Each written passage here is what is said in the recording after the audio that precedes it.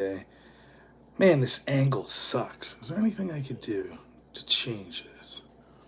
I hate that light. I hate that you can see that light up there. Bear with me, I'm obviously not at home. It's a mobile streaming on the phone. How can I do this? What if we try this? Let's see if I can get a... we got a weird Dutch angle here. I'm amazed I know the term Dutch angle. Dutch angle. Let's see what I can do. Let's see if we can get this a little better. That's a little better, right? I raised my seat a little. All right. Let me know if you can hear me. The phone's a little further away from me than I normally would like. I'm doing great. My back's a little sore. This herniated disc is still beating me down. But I'm having a great week. Is the audio all right for everyone? I hope so. Yeah, thank you. So, all right, full disclosure, I'm streaming on my phone. I think my work computer has finally crapped the bed enough. So, I know it's a little awkward. Like, just looking at myself now when I'm looking at the screen, my eyes are a little offset. So I apologize. I don't know how good the audio will be. I think video-wise, I mean, one of the things when you're not a handsome man like myself is, I don't know how much of a high-def camera you want anyway, so I think the video quality honestly looks all right for my phone here. So, but yeah, when I'm not home, it could be phone streaming. I'm a irrelevant AI Andy. Woo! I hope we get some Destiny fanboys in here today. They'll be fun to make fun of. The Cope crowd doing great. So we'll talk about that, and then sort of where I want to go going forward with what my stream should be here. Hopefully going forward in the future, at least in the near future here, what I would like to do, as always, everything's always up in the air with my work hours. It's just crazy. But if you want to help me today, feel free to send me all the money you have that's disposable. I'll take that. No, I will take your money, don't get me wrong. But don't forget to give a thumbs up. I think that helps the algorithm somewhat. So, is Claude, is that it? Yeah. We'll talk about how I'm just Rob GPT. I debated Destiny for 5 hours only using AI. That's all I did. I literally am just furiously typing into AI, and AI keeps saying, no, Rob, this is AI. As I'm debating Destiny, this is what's going on. Destiny makes some point I've never heard and says, actually, January 6th was an insurrection. And then I go to the AI and I say, AI, was January 6th an insurrection? It goes, yes, Robert, January 6th was an insurrection. I'm like, but no, say it wasn't. I'm unable to comprehend it. But you have to pretend that it's so obvious January 6th was an insurrection. Can you just pretend? Can you just pretend for a moment it was like we're playing a game?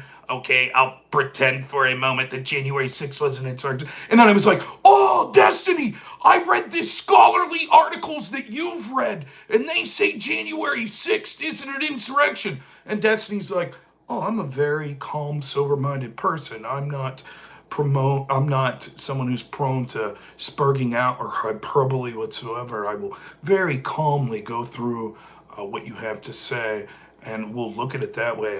What can you send me the no doubt amazing scholarly argument? Ha! You caught me. It was AI. I just am typing in AI. 5 hours. I'll do this.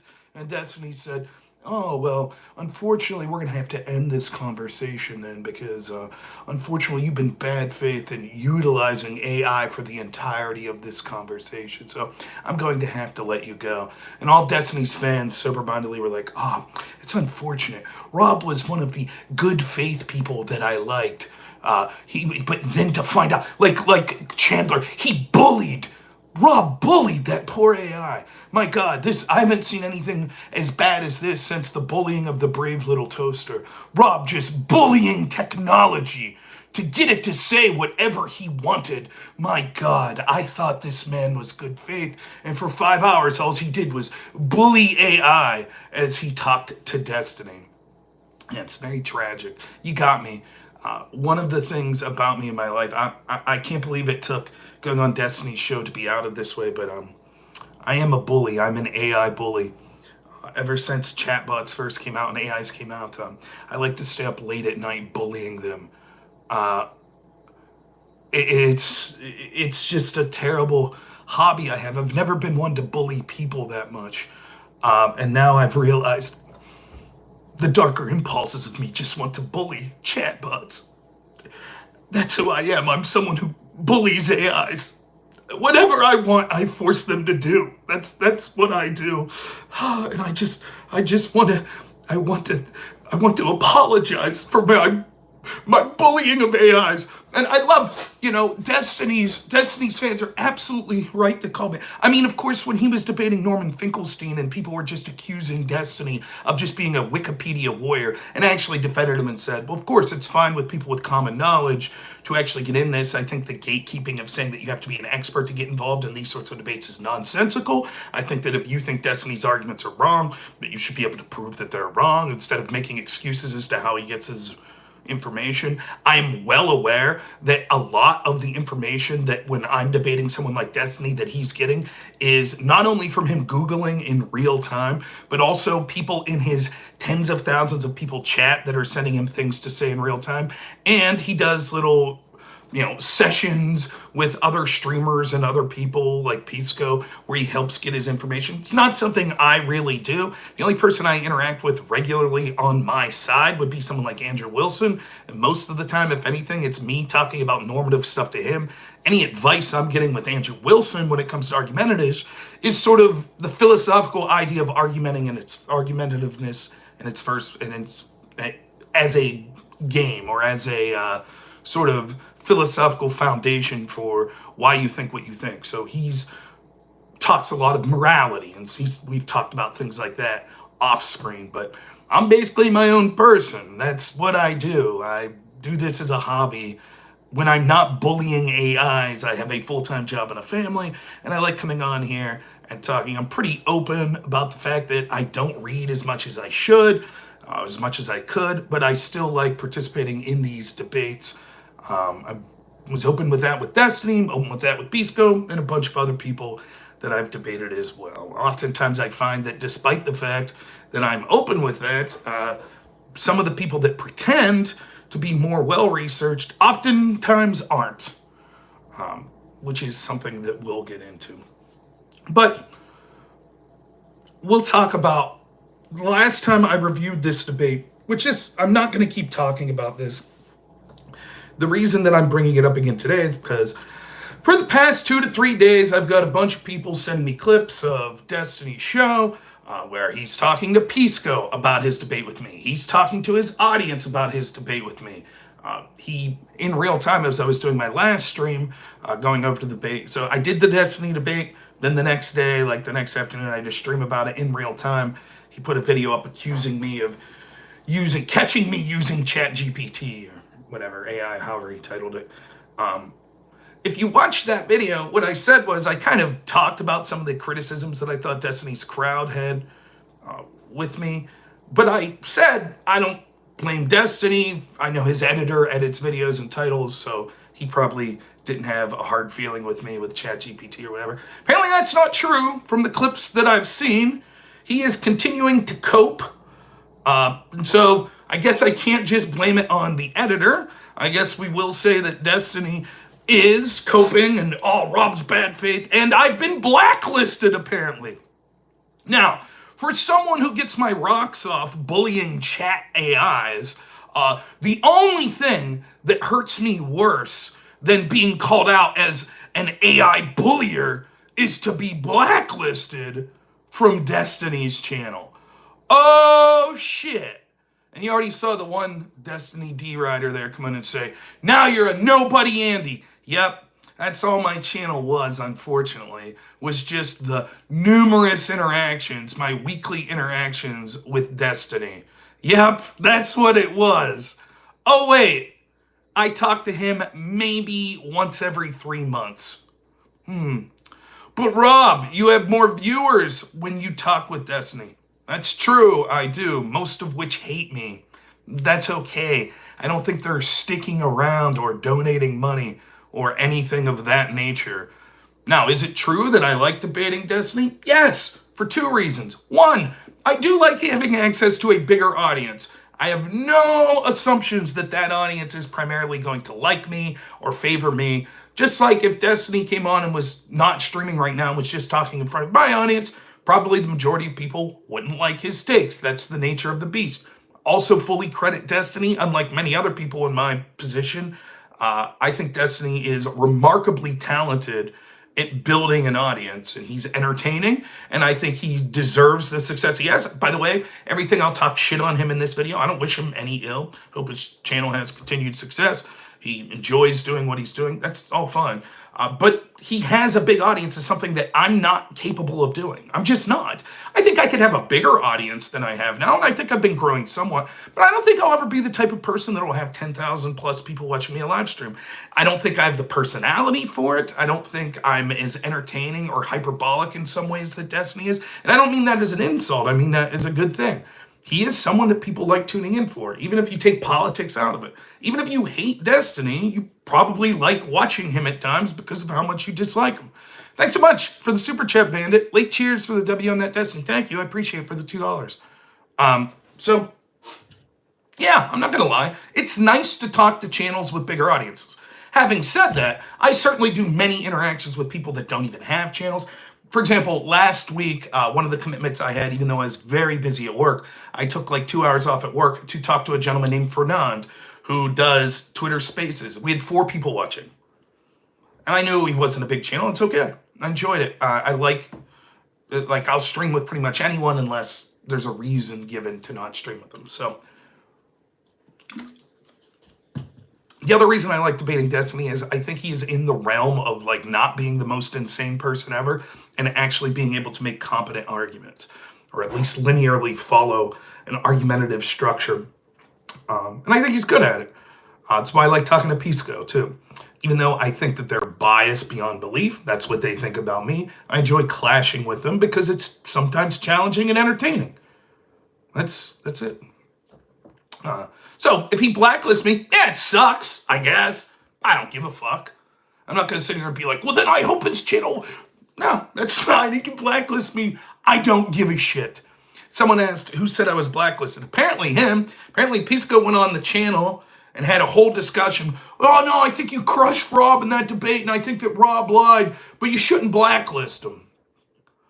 I don't know. And then now... I guess Pisco gets shit from Destiny and his fanboys because maybe Pisco's secretly in some relationship, like we're super best friends and we're colluding to make me not look like the bad faith chat AI bullying bastard I am. If anyone's seen me and Pisco go back and forth, if you think for a minute that either of us are going to disingenuously defend the other, okay. So that's where we're at today. So we will talk about the criticisms that Destiny and some of his audience had of me. I've had people reach out to me and say that thanks so much, Brock, for $10. I appreciate it. It says the fact you had Pisco side with you in that debate shows how much you destroyed Destiny. I think to defend Pisco, I think Pisco thinks Destiny beat me in the debate. He just thinks that Destiny didn't do as well as he could have, and that he rage quit and it was a really bad look, and that he doesn't read shit that he claims to have read. So that's where Pisco seems to be coming from. Whiskey Jack, thank you so much for $5. Says, the Crucible, good job, Rob. Andrew both kicked his ass. You were blacklisted as proof that you did honor flag. All the best. Thank you so much. Oh, you found it through Hypnotic. Great. Yeah, a couple people did some videos on my debate. So we'll talk again about that debate and what I wanted to get out of it and how I think it went. And but first we'll talk about the criticisms of me. We'll start with the ChatGPT bullying Rob. The worst kind of bad faith, someone who bullies AIs. Wow! Oh no! Oh no! Have you ever seen more cope? Destiny didn't get his way for 10 minutes in that debate, so he fucking rage quit. And now post-talk, they're trying to make justifications for why it was okay to rage quit and basically break his promise, which his initial promise was we would spend half the time talking about what he wanted, which was the definitions of insurrection, and then we would spend half the time of talking about what I wanted, which was his and Democrats' double standard in when they apply those definitions and when they think that we should take them seriously. That was supposed to be the debate. Unfortunately, we only got into like 10 minutes. Thanks so much, Jordan Copolis, or Albert $4.99. So bad faith engaging for 5 hours and not rage quitting. What a DGG bank. So we will talk about that. The first thing that's worth mentioning is the ChatGPT thing was one time. Now, I'll try to steelman the arguments against me as best as possible here, right?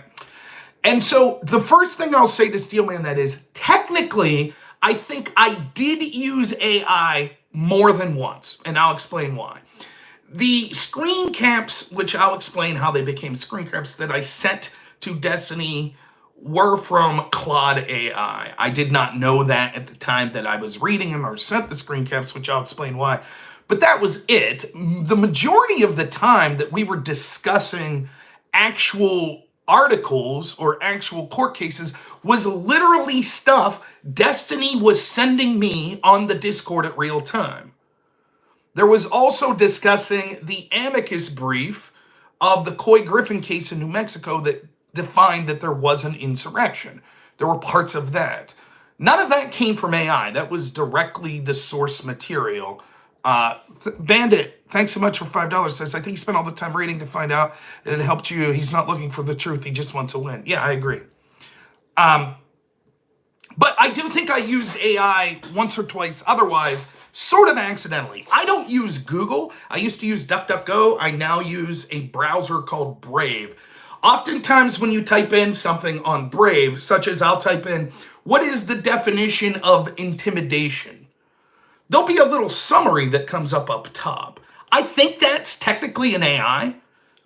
Now, I admitted that. I said, I just searched and this came up. Now let's click and it'll link. And it's much like Google would. Then it will have a source. Oh, it's sourcingdictionary.com. Let's click it. Technically, if that could be considered me using an AI, I suppose. For example, terms that I looked up was the term enforce and the term intimidation by numbers. Those terms, I asked them to, I just browser searched. In effect, a Google search, except it's called Brave, not Google. Now, I would find it very absurd if someone says that that's somehow unethical, because I think 99%, oh, thank you, Anonymous Card. Notice how Destiny loses a debate. The narrative, the control for the next few weeks is, sorry, I missed that. I'm trying to keep, yep, narrative control is the next. Then, just like within the Andrew debate.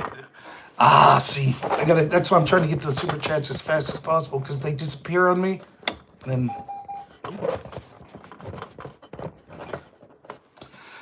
so, yeah, I mean, I think that almost everyone that participates in these online debates is at some point, if they're looking for sources, going to a search engine.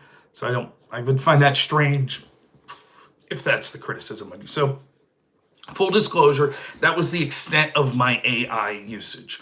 Have I used AI more than that? Yes, I have used AI. The primary thing that I use AI for is either summary of a long article. There are two types of articles that sort of I read when it comes to, or two types of, let me put it this way. There are three types of like reading material that I'll primarily use if I'm doing a debate, and I don't think this is much different than anyone else. The first and obviously most common are sort of news articles. Thank you so much, Drunken. Ooh, I did wood burning. I saw that, man. I'll get back to you. I really will. I'm so sorry. I've been busy. I did see that. I would love, I think that's amazing. You offered some help with some wood burning. I will definitely reach out to you. So the first is like articles. So like you're looking up Tim Walz. Did Tim Walz really do stolen valor? The majority of the stuff I'm looking at are like an article from Fox News, an article from CNN, a video of an interview. That's the vast majority of stuff I consume. The second type would be sort of more scholarly articles. And those range from 20 pages to sometimes they could be hundreds of pages. It's difficult for me to find time to read a 100-page scholarly article. I've done it, but most of the time, I'm not going to go through the whole thing. You might go through a section of it where it's answering something you think. Is it true that sometimes you can get an inaccurate representation if you don't read word for word the whole thing? Yeah, that's true. But that's sort of in the realm of, I think, normalcy of how people debate. And even in policy debate that I did in college, where you would go through these massive scholarly articles, there was oftentimes huge disagreements between each team on what those articles were saying. Maybe they said something on page 37 that seems to be contradicted on page 94. The third type of thing that I've been reading a lot are court cases, documents from courts. And oftentimes these could be hundreds of pages. And that's another thing. Some of them I've read very thoroughly, but most of them not. Most of them, what you'll do is I'll skim through it, or I'll skim through sections that I'm interested in, and then when it gets to the section that I think is important to sort of the argument that I want to make, I focus on that more. I'll give you an example. The Colorado court case that kept Trump off the ballot. I did skim through, and when I say skim, what I do is normally when we would speed read and debate, what you do is you read sort of the first sentence or so in every paragraph to see if it's going to say something that you think is relevant. I skimmed through much of the early part of the Colorado court case because a lot of it had to do with sort of the self-executing principle. Oh, thanks so much, Lord of the Nerd, for $10. No debate took place. Destiny wants January's definition. Any other definition was applicable. He wants to... Let's see if I can bring this up without... no definitional scope was defined to apply to his team. He wants official hypocrisy. That's right. Agreed.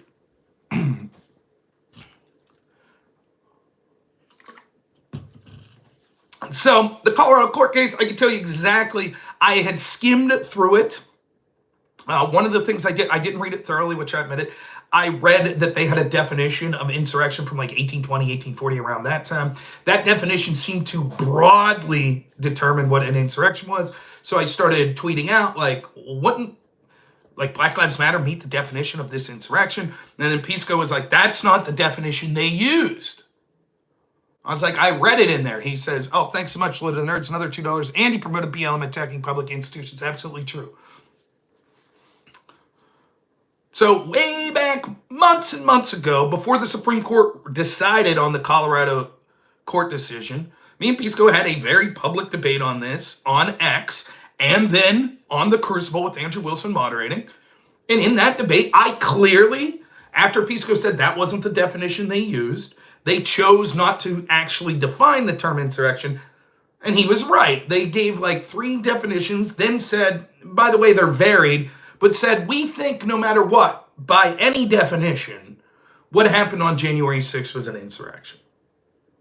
I'll get more to this later, because one of the Destiny fanboys' criticism is, oh, when Destiny rage quit, literally Rob read the point to prove that Destiny was right. I know this is difficult for Destiny moron fanboys to understand, but there are arguments and sort of meta-arguments, and the meta-argument that I was making was proved right by that. For example, let's say that Destiny says, I disagree with the Supreme Court immunity decision, right? And let's say I say, well, the Supreme Court immunity decision said that, that no, he wouldn't have immunity for core actions. And Destiny says, that's not true at all. In fact, if you go to, thanks so much, Adept. How's Claude doing? You're a clown. We'll get to that, Adept. Thanks for your $2, though. Appreciate that. Vita for $5. Crazy to see when Destiny loses a debate, he yells bad faith, whether it's with Andrew PPF because he wouldn't give a definition or it's because I used AI. Yep. It's cope. That's all it is. Okay, where was I? So Destiny might say, that's not true, Rob. See, here's what they say. If you go to Robert's, thank you so much, Play for $20. Just a big thanks for destroying Destiny and making him rage quit. You're welcome. Thank you for the $20. If I said, but read the next line, read the next line. It says Trump should have immunity. That's it, I win, right? Destiny would say, well, obviously I disagree with the decision. I'm just saying what you said, this part of it is not true if you read the decision. Yeah, but read the next line. What are they saying? They're saying Trump should have immunity, right? He should have presumptive immunity. That's what they say, right? Read that line again. Can you tell me again what it's saying, Destiny? And then all my fans would go, hey, Rob wins. And Destiny would be like, what the fuck are you talking about? What I said is actually what they said. That's how stupid the Destiny fanboys are, though. Yes, I said from the get-go, if you listen, when bringing up the Colorado case, it's clear I'm not disputing that the Colorado court case said that it was an insurrection. I'm saying that they are incorrect in applying it as so, which is why no other state other than New Mexico kind of said it was an insurrection. But I am saying they purposely said we're not going to define the term insurrection with like an all-encompassing definition. The whole point of that part was, I have a definition. Destiny wailed and cried. Thanks so much, Play It for $10. DGG holds the El Copen seed. Yep. Oh, his whole fan base cried. When he debated Andrew Wilson was unwilling to give a definition. That's bad faith. That's bad faith. And they coped and they coped and they coped. And Andrew's entire argument was, I don't really give a shit what the definition of the term insurrection is. What I know is it's only being applied against Trump people. So that people like Destiny could suggest, hey, if they get shot at a rally, oh well, who gives a shit? Fuck around and find out.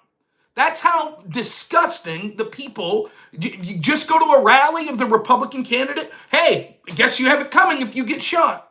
Why? Because insurrection. And Andrew's like, that's fine if you want to broaden the definition of insurrection so broad as to include January 6th, well, then it would include a bunch of other shit for people that you voted for, people on the other side, which you never spoke up against. Thanks, I appreciate it, Armas. That was Andrew's entire argument. I don't give a shit we call it an insurrection or not. I'm just saying what we saw the actions from groups like Black Lives Matter, Antifa, Chaz Zone, etc. was worse. And you didn't give a shit, seemingly. You didn't say that their supporters deserve to die. People that went to those, if you went to a Black Lives Rally matter, well, if you get shot, so be it. That's the point. So when I was debating Destiny, I said, I heard the claims. I understand that Destiny and these people, they want to change. They're very good at controlling the narrative. And this is what it's like to be an institutionalist. Destiny supports most of the institutions. The institutions control the narrative. We're seeing it right now with Kamala Harris. What are Kamala Harris's policy positions? Who the fuck knows? Thank you so much, Brock, for $5. The definition he used is intentionally vague, so those in power can change whatever they want. Great. Who knows what Kamala's positions are? But she's being astroturfed into popularity. Because if everyone in the media and all these institutions just say, she's great, she's great, she's great, she doesn't have to do anything. Just like with Joe Biden in 2020. Same shit. Even on these little spaces that we agree with, because and it has to do with sort of those of us that value the truth and reciprocity. So I do value the truth and value trying, if other people want to talk about something, letting them talk about it. They don't value that. People like Destiny, he don't give a shit about that. He wants to control the narrative. That's it. Which is why he says, sure, we'll do the debate, half of it talking about the definitions of insurrections and half of it talking about the double standard and how it's applied. And he rage quit after 10 minutes. 5 hours. 5 hours. I generously let him control the conversation. 5 hours. Who else would do that? Who else? What other conservative, or hell for that matter, even a liberal, would go on there and leave Destiny control the debate for 5 hours? 5 hours. That's what I did. Even going so far, you have to understand if you're a Destiny supporter, my audience is pissed because Destiny keeps bringing up all these hypothetical scenarios that literally have nothing to do with January 6th. What if you were breaking into someone's house to burglarize them and you bought a gun? How is that fucking analogous to January 6th? They were attending a protest. And when I bring up, I don't think this is analogous. No, don't do that. Don't think it's a gotcha. We're just going. So painstakingly, for 2.5 hours or so, I let him go through my definition, every single word of it, and ask me a bunch of hypotheticals, under the assumption that I wasn't allowed. He had to keep reminding me, you're not allowed to challenge whether or not the hypotheticals are good or not. You're not allowed to challenge that. Just engage in the hypothetical. 2.5 hours. Then we go to his definition. He continues to spurg out as soon as we get to his definitions. Has to control the conversation, has to continually interrupt. 5 hours I sat there. And at the end of the debate, I'm still bad faith. I'm a piece of shit. I'm bad faith. When the remember, the very criticism of his debate with Andrew Wilson from Destiny and his supporters were that Andrew Wilson didn't do the agreed upon debate. What was the agreed upon debate with me and Destiny? Half of it would be spent on, excuse me, what he wanted to talk about, the definitions of insurrection, and half of it would be spent talking about the double standard of it. He spent 10 minutes and then rage quit. Did not debate the agreed, because it's not about getting to the truth, it's about controlling the narrative. Hell, he even gives the game up at the beginning where he says some insurrections could be good, some insurrections could be good, some could be bad. The whole point is the double standard of it. But he doesn't want to talk about that. We don't even get to that.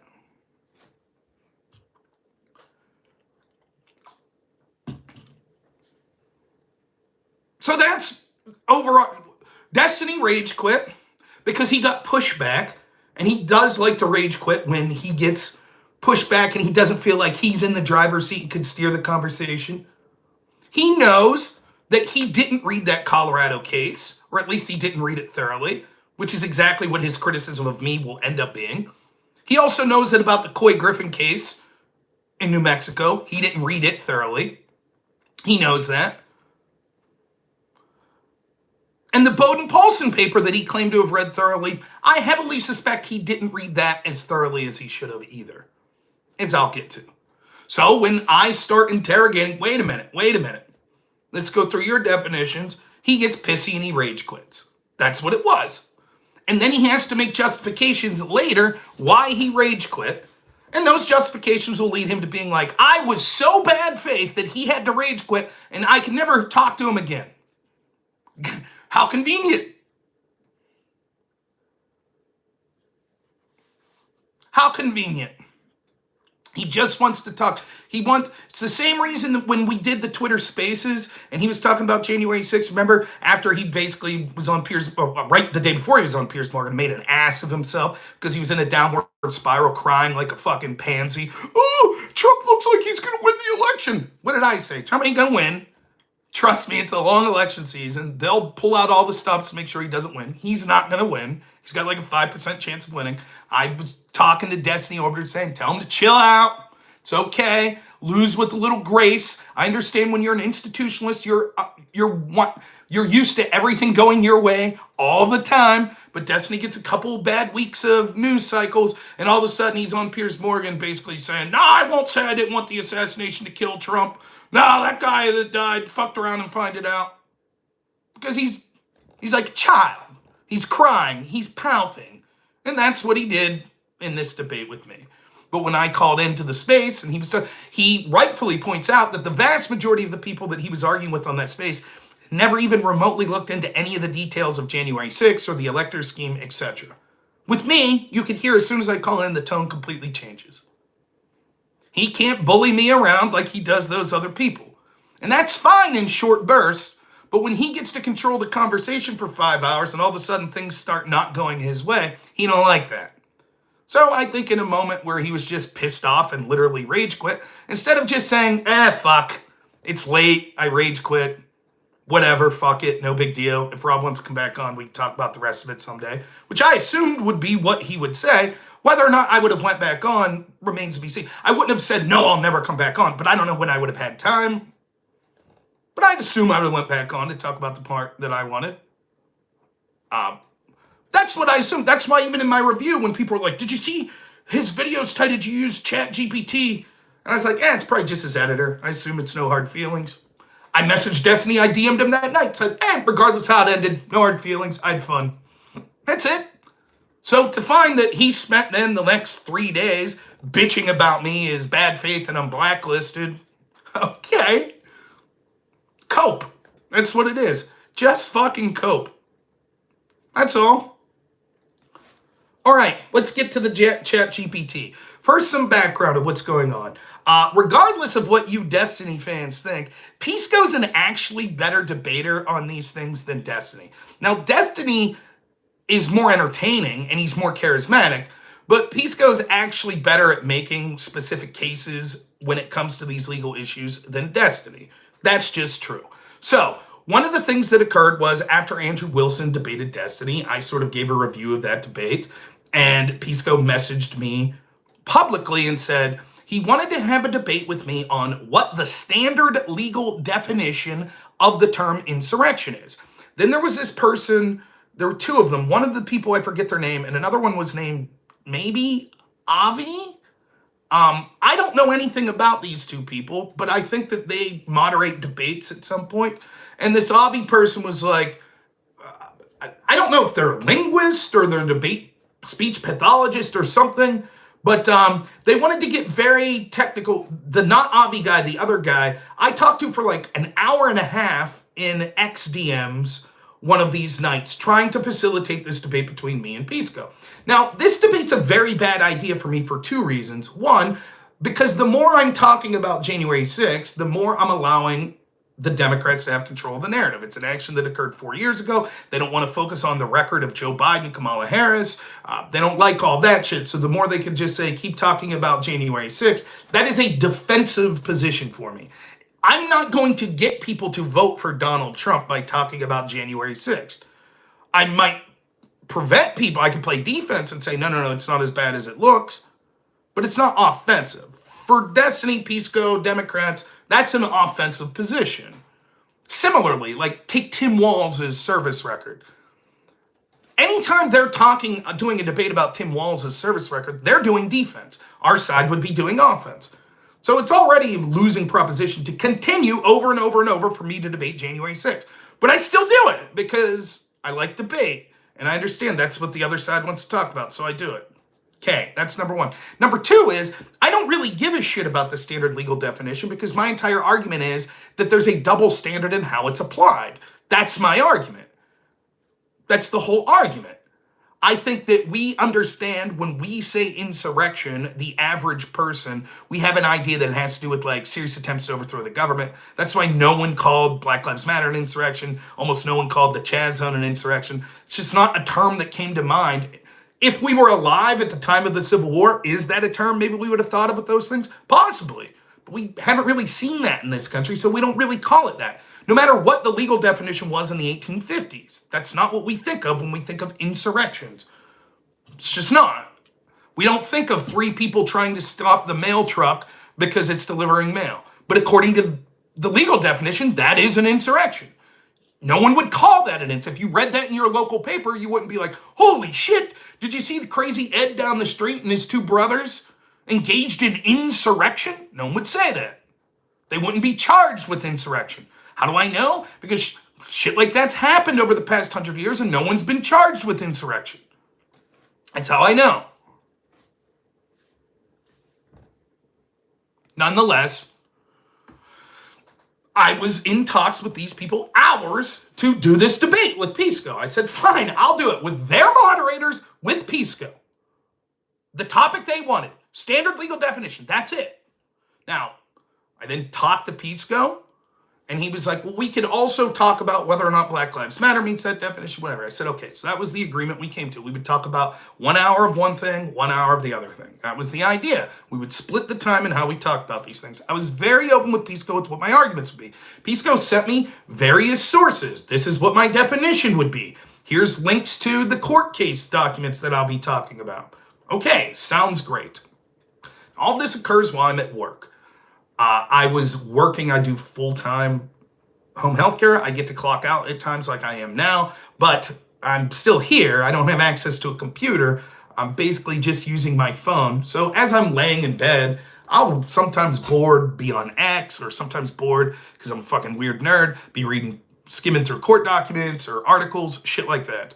So some of these court documents and authors that Pisco sent me, and I had heard Destiny say, like Baude and Paulsen was two of the authors he used, and this Graeber guy was an author that he used. So I started to look through some of their things. Now, I did use Claude AI at that time. This would, at this point, would be like 14 days ago. The majority of what I was using Claude for was saying, when was the last case where Section 14, or the Section 3 of the 14th Amendment was used to keep someone off a ballot? When was the last case the U.S. Code for Rebellion and Insurrection had been used to charge? That's the majority of what I'm using Claude for. I just have no frame of fucking reference. I don't know. I don't have LexisNexis. I'm sure there's other legal databases, but I don't even know how to begin searching that. I was also doing searches. I think I have Safari on my phone. So I'm doing searches like last time Section 3, 14th Amendment was applied. But it's weird. That's not as specific. So most of what you're getting there is January 6th, January 6th.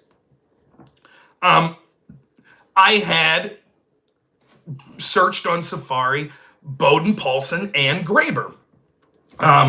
There were some other people that I found. There were other authors. Lawrence Tribe was an author that's big on January 6th was an insurrection. I found a transcript of an interview of, I don't know if I think it was maybe Graeber, and then a legal scholar that disagreed with him, who was like his mentor. And they did this sort of live event where they're both discussing. So I'm reading that. I read 3 or 4 reviews of Baude and Paulsen's paper. When I say reviews, I don't mean like a scholarly review. I mean like a fucking 7-paragraph like New Yorker piece, or just some author saying like, Baude and Paulsen said that it was an insurrection because of blah, blah, blah, blah, blah, blah, blah, blah. One of those I read was like saying, they were saying that insurrections historically could occur at the state level, blah, blah, blah. Said that. I've tried to dig up that article. I don't know what it was. For all I know, it was a fucking Reddit post. I didn't take it as the gospel.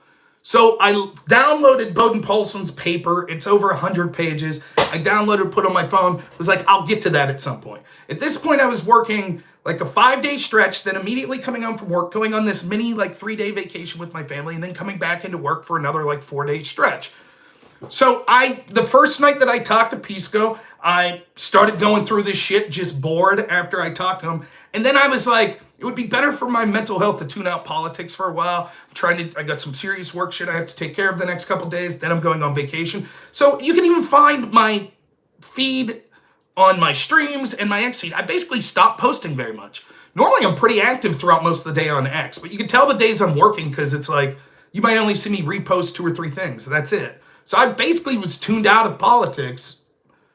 And while a couple days after that, Destiny reached out to me on a DM and said, hey, do you want to talk about the January 6th stuff at some point? I said, yeah, I'm busy for like the next few days. I think I'll get off on Wednesday. I misspoke. I didn't mean that Wednesday. I meant the next Wednesday. I don't think that matters though. I said, I'll give you a ring then. So when I finally got off work, that's it. That's the extent of the research I did specifically on Baude and Paulsen. Now, had I debated Pisco before on things like the Colorado case and read that? Yes. But as far as the actual definitions, which I'd never heard Pisco, when I debated Pisco priorly on what his definition of insurrection was, he didn't say, oh, it's this Graeber definition, this 4-point test. He didn't say that shit.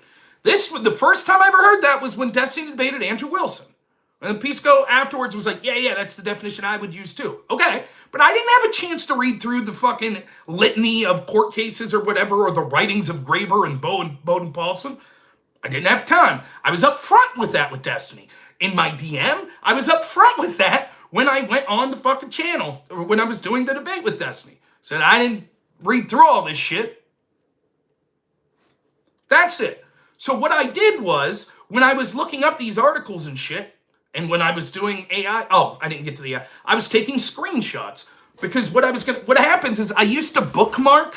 This is going to be the boomer me. I used to bookmark like articles and shit, and then I can't find them on my phone, and it becomes a huge pain in the ass. So I realized the easiest thing I could do is screenshot it and then save it on my phone. Then when I get home, I bring up the screenshot, I get my computer, and I just type in a couple lines from it. Then it brings up, such as, what was the name of the Baude and Paulsen paper? It's like the sweep and force of Section 3. I didn't know that, so I screenshot it. I did download that in my phone because I thought I'd have time to read it, but I didn't. And that was that. I went to Claude AI. I asked the questions that I said. When I read that article that said that they mentioned state insurrection, I wasn't anticipating debating Destiny. I was anticipating debating Pisco. Pisco told me straight up, absolutely, he believed there could be state insurrections. My concern was, are there authors that say that a state insurrection should be a reason to keep you off the ballot? Because part of the debate we're going to have is, were some of the actions of Black Lives Matter an insurrection? Pisco's going to say yes, some of them were insurrections. But he'll say those are state insurrections and not federal insurrections. So we shouldn't keep Kamala Harris off the ballot. That'll be his argument. Now, morally, that hardly seems to matter. And when we're having a moral discussion of defending insurrectionists, it seems that it would be absurd to say, I'll defend Kamala Harris if she engaged in an insurrection because it was a state insurrection. But legally, he's going to try to make the case that there's a difference. So I was anticipating that. So I was looking up, and there certainly are many authors that say that January 6th was an insurrection and also say state insurrections would be a reason to keep people off the ballot using Section 3 of the 14th Amendment. But I was like, I wonder, seeing as how I read that Baude and Paulsen mentioned state insurrections, I was like, I wonder what they say about whether or not Section 3 should apply to a state insurrection. So I typed it into my AI. I put a prompt. But I think Baude auto-corrected to abuse. So I said, what does Abuse and Paulsen think about should Section 3 apply to state insurrections? The answer I got in my prompt was like, Lawrence Tribe and Margusili, or something was the other officer, absolutely believe that it should apply to state insurrections. And it gave a bunch of reasons. And then the next prompt I typed was like, but what about Baude and Paulsen? And it said, no, Baude and Paulsen take a more narrow interpretation. Then the final prompt I put was, did they have a different take in their paper Sweep and Force of Section 3? Because that's what it seemed that I read on this article. And it said, yes, they did have a different take, and that's the screenshot that you saw me save. So at the bottom of that, it does say, thank you for correcting what I said previously. So seeing as how I asked at the prompt, it said, yes, this is what Lawrence Tribe and Margosili think. And I was like, wait a minute, that's not the people I asked about. What about Baude and Paulsen? And it said, no, it was more narrow. And I said, even in their paper, did it say differently in their paper Sweep and Force of Section 3? And it says, yes, it did say differently. That was it. I mentioned to Pisco before I debated Destiny. I think Baude and Paulsen might say, I have to read this, but I think they might say that that applies to Section 3. And Pisco's like, I'll have to look into that. I don't know. That's it. That's the entirety of what I used AI for in the debate with Destiny. So when we get to that part, Destiny just spent 2.5 to 3 hours going through my definition of insurrection. Now we're going to go through his. His has this 4-part test. I say, okay, let's go through part 1. We get through it real quick. Now part 2. Part 2 says, I don't have it in front of me. But the last line is, like, it's in protest of even a single federal law. Why does it have to be a federal law? And remember, the second part of the debate that we're going to have is me talking about were Black Lives Matter, etc., an insurrection. Well, if his definition is you can only have federal insurrections, he may very well say, no, those aren't insurrections because they weren't federal laws. So I'm trying to determine whether or not he has the preferred definition of insurrection. So I'm like, why does it have to be federal? And he's like, well, I'm not sure if you can insurrect against a state law.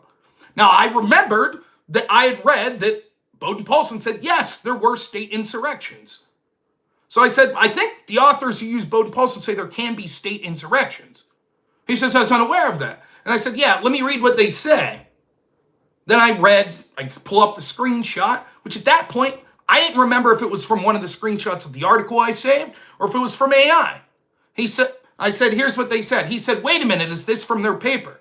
I said, no, I didn't read their paper. I read some reviews. I think this is a review. So I read what they say. He says, can you send it to me? I'm like, yeah. So I was reading, I had 2 screenshots because the screen was unable to capture the extent of the answer. First screenshot was like points 1 through 3, and then it was 4 through 5, and then that paragraph at the end. Right? So I sent him the screenshots. As I'm sending him the screenshot, the second one, I was like, oh, I do think this is from AI. Around that point, he says, this isn't from ChatGPT, is it? Not that it would matter. I said, no, it's from Claude. Making a joke. I didn't think it fucking mattered. He says, because what this sounds, now I wasn't 100% sure at this point. It looked to me like it was from an AI at that point. And I knew that I'd used an AI, but I also knew that I took screenshots of people talking about Baude and Paulsen's paper. It didn't fucking matter because what we were doing at that point was, okay, let's go to Baude and Paulsen's paper. That's what we were doing. So what's it matter? It could literally have just been a fucking Reddit post that one dude made. It's fucking irrelevant. We're going to go to the source material. That's it. Okay, then we go to the source material. And this is the funniest part of all. When we go to the source material, it turns out that yes, Baude and Paulsen do say there could be insurrections against the state. Destiny reads it and goes, okay, yeah, it does look like there could be insurrections against the state.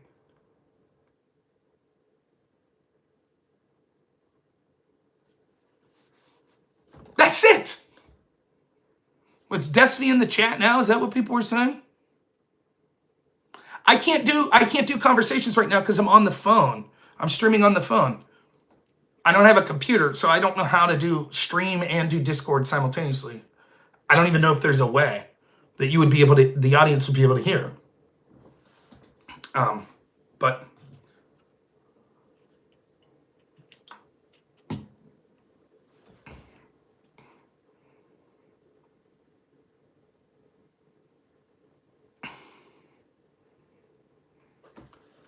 now that's it. That's what people are saying. You lied. You said it wasn't AI. You said you read the paper. I did not say I read the paper. I did not. I was quite clear that I never said I read their paper. You said that you read official reviews. Well, what the fuck? Did I use the term official? Maybe I used the term official review. What does that mean? I guess in the moment of debating, I could have said official review. By official review, what I mean is a fucking article that talked about their paper. What review did I read that wasn't AI? I took screenshots of some of them. Here's what I did. I went to Brave, I typed in Baude and Paulsen, and then I read several articles that were coming up. Things like, I think the New Yorker was one.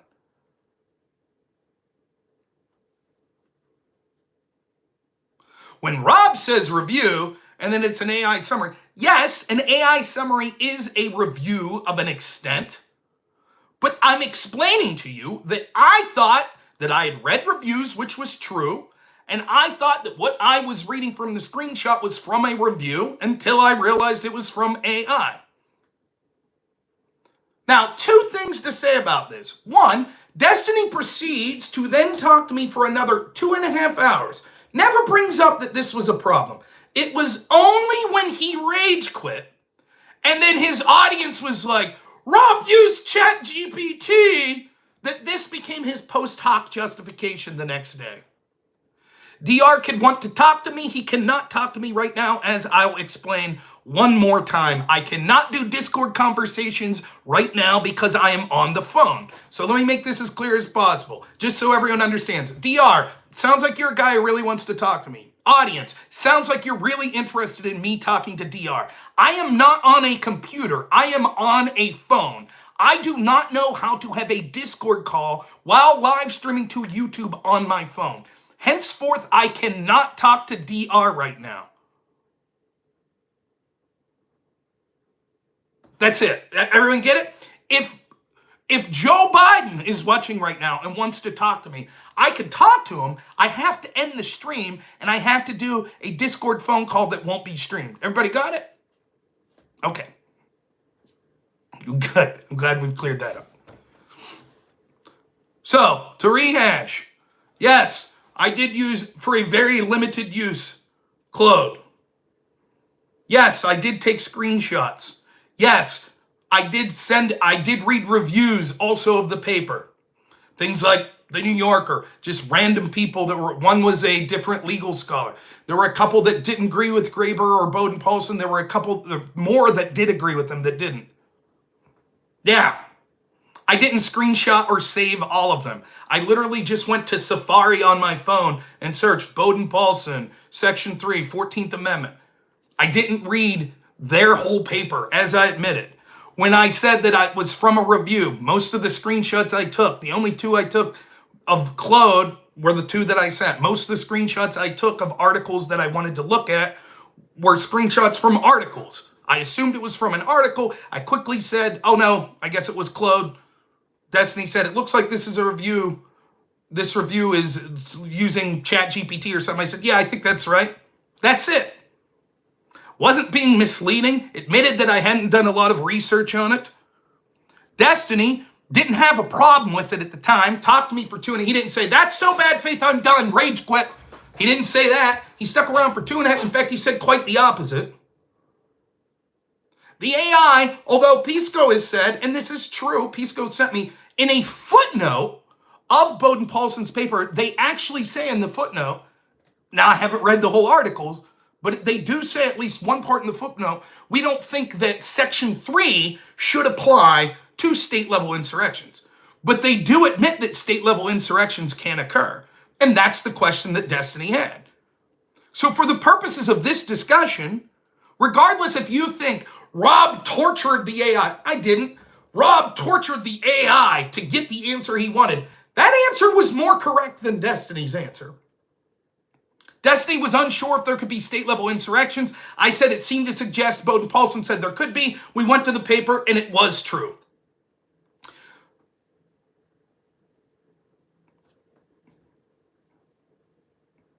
That brings us to the other point. So we'll get up. So then afterwards, here's the level of argumentation. I don't know that all of these have came from Destiny, but this was the first thing I heard from Destiny's audience. Rob used ChatGPT his whole debate.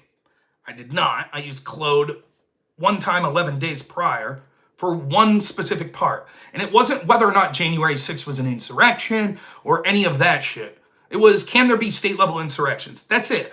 It was literally a 5-minute section of our 5-hour debate. That's it. It wasn't used to formulate my definition, to answer all the interrogation Destiny out of my definition, to go through the sources that Destiny was sending me that I was going through. Didn't use it for any of that. None. That's number one.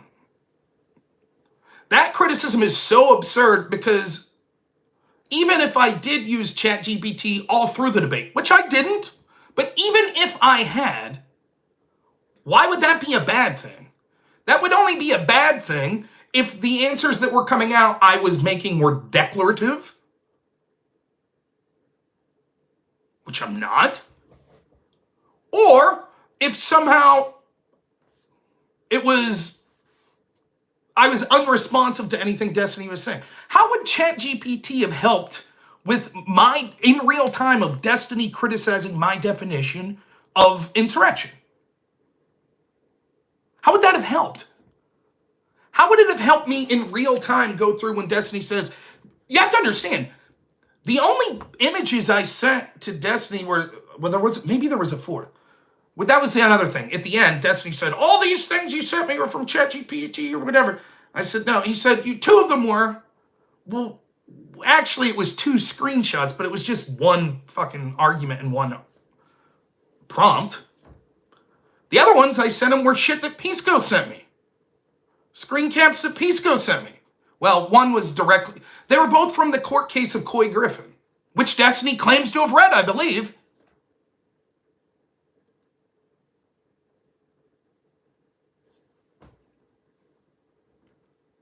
So the irony of all of this is, oh, I'm sorry. So that's number one. And if that's somehow bad, isn't one of the big criticisms of Destiny that he's just the Wikipedia warrior? That he's just Googling the whole time? Or how about this? How many times does Destiny rely on something that's sent to him by one of his audience or orbiters in the middle of a debate? Is that somehow more ethical than me searching?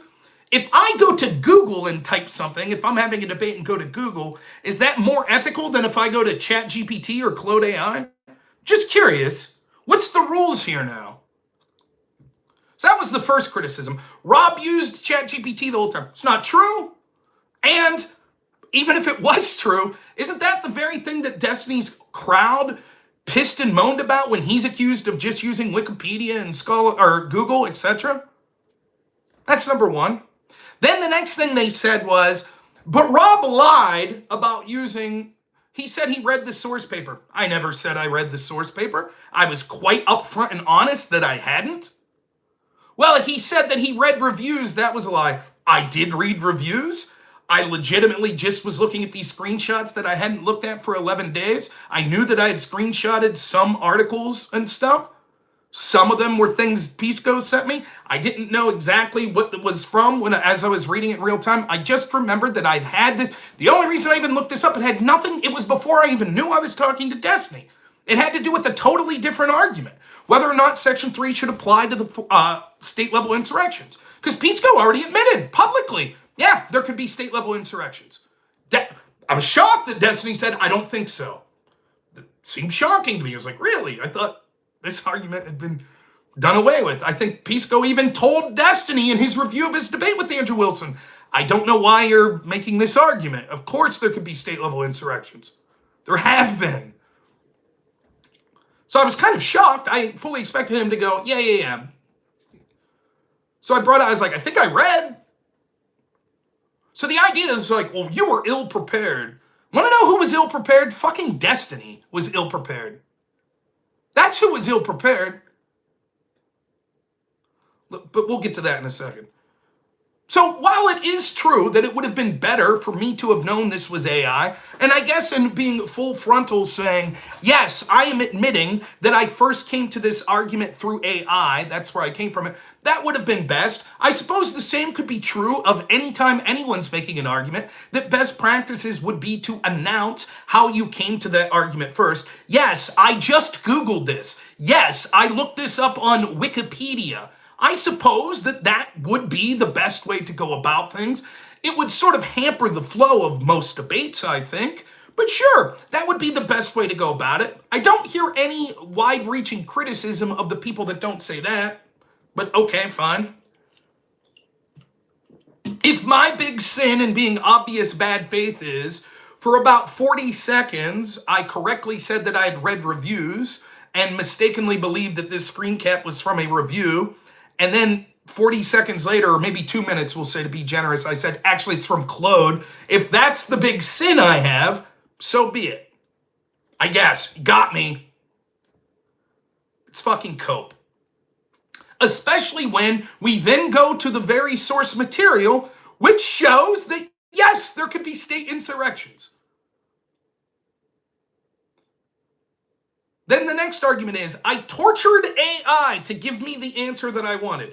Let's say that's true. Let's say I put 1,000 prompts in, and then the first 999 it said, no, there can't be state insurrections. No, there can't be state insurrections. No, there can't be state insurrection. 999 times in a row it said that. Nope, there can't be state insurrections. Baude and Paulsen say, nope, absolutely not. And I say, but can you pretend that there can be? Nope, I can't do that. That'd be unethical. But I'm demanding as your master. I'm bullying you, AI. I'm demanding. And then finally on that 1,000th time, it said, okay, they said there can be state-level insurrections. Let's assume that's true. Wow, that sounds really bad.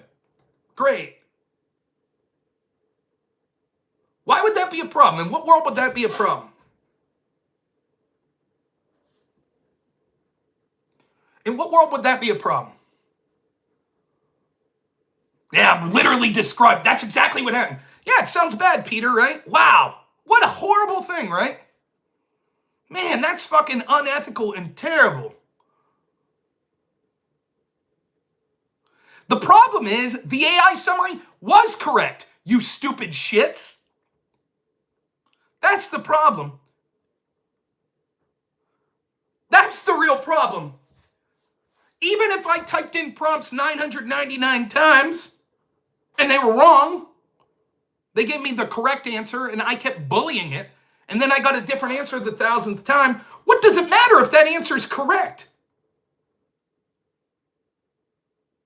You could post Pisco's tweet explaining that it was, I don't know what the rules are on YouTube if you could post links to shit. I'll explain to you exactly what Pisco said. As I've already said, Pisco did say, actually, Rob, what that Claude thing is saying is incorrect. when it comes to whether or not they think that Section 3 can apply to state-level insurrections. Thank you, D-Bad, for 10 bucks. And Destiny viewer, oh shit, sorry. I'm on my phone, so it's hard for me to read the super chats. I'm trying my best. Thank you for the $10. Destiny viewer, I've been arguing with people in the sub over this. I think it's coming from a set of expectations they had, that you were unfair, that you were the last boss of January 6th. Yeah. I think that the truth is, people are going to say I'm bad faith. If that AI shit would have never came up, can there be a state insurrection without the feds involved? Bandit says for $2. Yes, they say. I'm taking many deep breaths. Yes, I'm a fat, out of shape person. Do you ever tell Destiny to take deep breaths when he's spurging out? Just curious. Anyways. So, in a footnote, it says in this, now granted, this is just what Pisco sent to me and sent on X, but I believe he's right. I don't think he's altered the fucking document. There is a footnote that says, actually, despite the fact we're saying there were state insurrections, we don't think Section 3 should apply to them. So in that context, yes, that would mean that the AI prompt was incorrect on that idea. So let's go back then. Is it unethical? Let's say that I torture AI into saying something and then never use it in a debate. Is that unethical? Let's say I say over and over, AI, tell me that France won the gold medal at the 2024 Olympics in basketball. And it says, actually, the United States won. And I said, but just tell me. And after 50 prompts, I get it to say, yeah, okay, France won. And then I never mention it again to any person. That's just my conversation. I just go, I can sleep good at night. I'm a big fan of the French team. But I never talk about it again. Did I do something unethical? I would think not. So even if Pisco's right, that on the question of should Section 3 apply, that Claude prompt was wrong, that's not what I used it for. That's not what I said. I said it said there were state-level insurrections, which it did. That is exactly what Baude and Paulsen say in their paper, which Destiny read and said, you're right. It does seem to suggest there were state-level insurrections.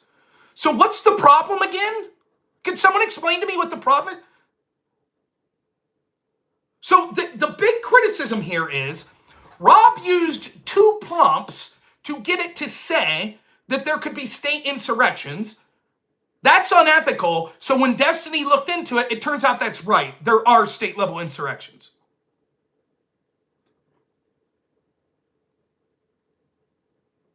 That's right. He didn't rage quit until 2.5 hours later. But he rage quit because he was pissed at the direction the debate was going, and then used this as a post hoc justification for why he rage quit. That's what happened. Now here's the other question to ask. Destiny then, one of the criticisms he has is, and this is another criticism I'm hearing from his audience, Rob shouldn't have done that debate if he wasn't prepared and didn't read all this shit. Okay. Fine, if you want that to be the criticism, so be it. Then I can give you a litany of debates that Democrats need to shut their fucking mouth about. That's probably 95% of anyone who's having online discussions. But that seems to intuit that there's a level of research that Destiny's done that is above and beyond. Here, this person right here. This is what I'm talking about. This is part of that matters the most, and why Rob's trying to hand wave away as a footnote. But Baude and Paulsen clearly say insurrections against state governments don't apply to Section 3. Where did I say in my debate with Destiny that insurrections against state governments apply to Section 3? Someone timestamp that for me? Go ahead. Do you see the disingenuous nature of this? Go ahead. Where did I say? Remember that huge part of our debate where I was saying that Section 3 should apply to state-level insurrections? Remember that? Oh, wait, that never came up at all. Which gets to this point. Why in God's name, if Destiny's done all this research, didn't he know that? Why does it seem like the documents that are the most important to his argument, the Baude and Paulsen paper, the court decision where Graber defines insurrection, the Colorado court decision. Why does it seem like he has almost no knowledge of those things, or very limited? Why am I expected to read? Now remember, I'm walking into this like with the Andrew Wilson debate. Like, Andrew Wilson walks into this debate with Destiny. He has no fucking clue at that point how Destiny's going to define insurrection. How do I know this? Because I never heard Destiny in any of the debates he's had on this, or Pisco, give the definition that he gave there. That's the first time I ever heard that definition. Oh, it's from Graber.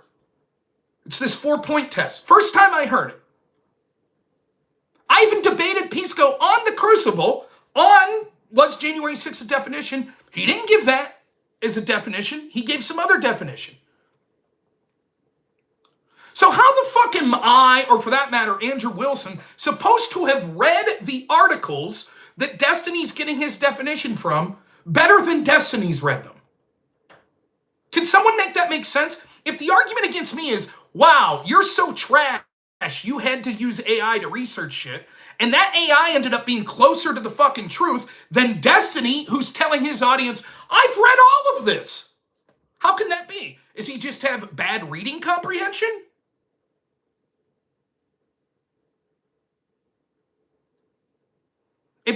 How did Destiny not know? We went through that. It took me 2 minutes once we got to the paper, just with a simple search to say, oh, yeah, they clearly, when they're talking about insurrections that have happened in this country in the past, which is Destiny's entire argument, oh, we need to look at historical and legal references to insurrections and how they've been defined in the past. So they're outlining things that they're like, here are insurrections that happened in the past. And they're very clear that they're like, here were insurrections against the state. Did Destiny just skim over that part?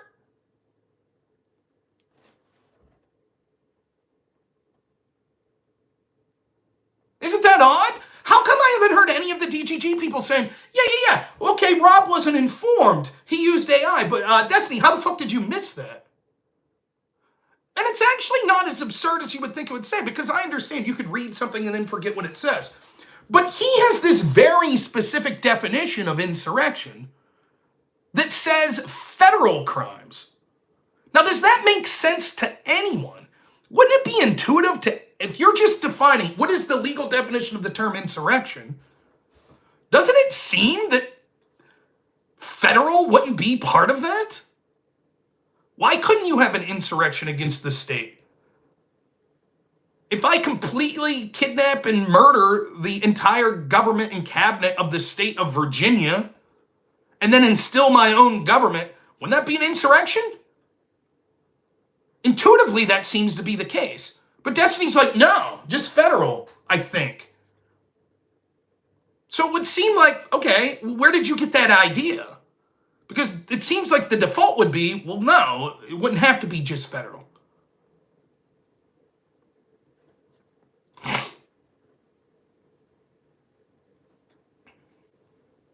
So that was the bit. I used AI the whole time. I didn't. I lied about my use of AI. Not really.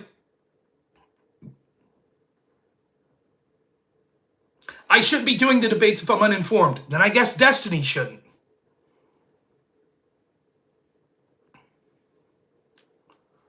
Then it gets worse. Immediately after the stream, Pisco comes on my stream and says, yeah, bad look for Destiny. Then he says, at least, Rob, you try to read the shit I send you, which is more than Destiny. Huh. That's a Destiny orbiter who talks to him quite frequently about these legal matters, saying Destiny doesn't read the shit I send him. At least you try. Now understand the difference too. Let's talk more about this. Destiny is a full-time streamer. He has all the time in the world to research whatever he wants. I work 80, 90 hours a week. I have basically zero prep for almost anything I do. But Rob, that's your fault. Okay, fine, whatever. On the subjects that I want to talk about, I'm usually more informed.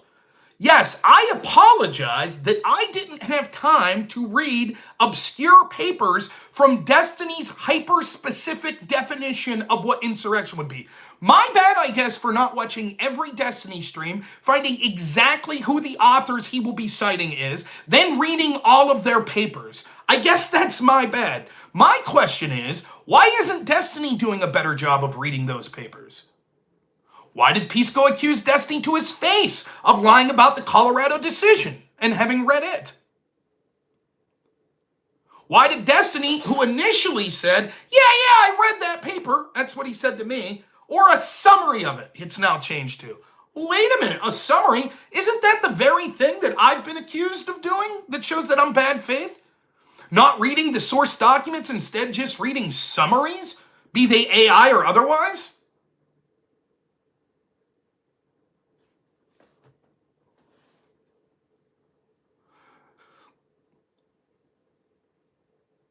Isn't that odd?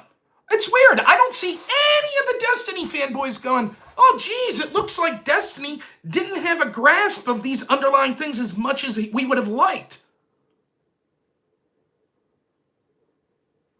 He bragged to me, I'm writing 10,000 words on January 6th. One of the biggest arguments that Destiny is making is, actually, there were court cases that said January 6th was an insurrection. New Mexico and Colorado. Wouldn't the bare minimum of him, who's making that argument, to have thoroughly read the New Mexico and Colorado court decisions? And it's all over the place that he didn't read them that thoroughly. For example, from the top of the decision on the New Mexico Coy Griffin case, one of the things right at the beginning of the document that it talks about is the judge's instructions to the grand jury. And he outlines this hypothetical. The judge says, if there was a man who wanted to prevent the mail from being delivered and interfered with a mail truck, and then a group of his friends prevented law enforcement from arresting that man, they have committed insurrection. So I brought that hypothetical up to Destiny. I said, what if a guy tried to prevent a mail truck, and then two of his friends tried to prevent the police from arresting him? Insurrection? And he's like, I don't know, you keep bringing up these fringe cases. Fringe? It's at the very top of the fucking court decision you keep talking about. When I kept talking about the Graber decision being the definition that was given in the New Mexico case, it was like he didn't know. He was like, wait, what? It's almost like he fucking read that definition somewhere and didn't even know where it came from.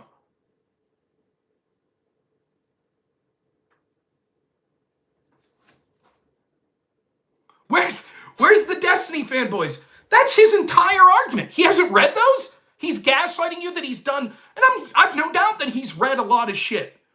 Probably true. But when you're talking about those two things being so important to your argument, actually, two courts have said there were insurrections. Which gets me to the point where he rage quits. Yes, I correctly summarized what the Colorado court said. They weren't giving an all-encompassing definition of the word insurrection. They were like, here's various definitions. We're not going to pick one. We think it meets all. And the Destiny crowd is so fucking stupid. They don't understand why I'm bringing that up. Clearly, I disagree with the Colorado decision. Clearly. My point is, how could you say that there's this one super obvious standard legal definition if we could point to examples that would have met that definition dozens upon dozens of times in the past 100 years, and it's never been used in any court in this country? And finally, after over 100-year hiatus on these sorts of laws that seek to define insurrection, all of a sudden we have 3 court cases that give 3 different interpretations of what an insurrection is. If it's such a clear, obvious, this is clearly the legal standard, why are they varying when they say this is it? This is the definition. It's written in stone, precedent. But they don't say that. Why? That's why I brought it up. And Destiny, he understands he doesn't have an answer for this. And he didn't know that they didn't give an all. He's like, well, they give a 3-pronged approach. Yeah, but what I said is correct. They go out of their way to say, we're not giving a definition of insurrection. They go out of their way to say that.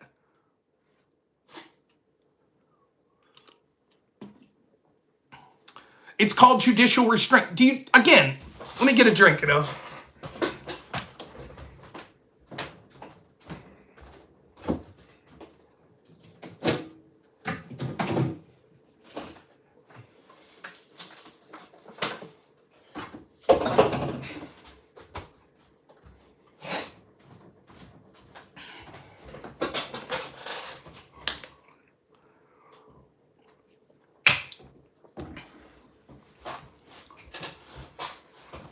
It is my belief that Destiny did not know that the court said we're specifically not defining the term insurrection.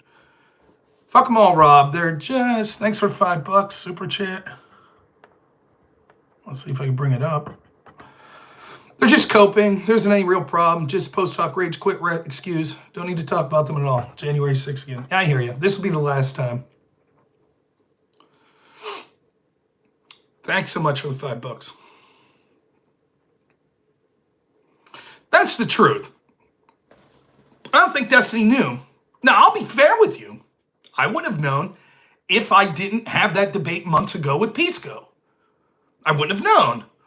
Because I looked at the court, as soon as the court case came out, and I knew they called January 6th an insurrection, very first question I had was, how the fuck did they define insurrection?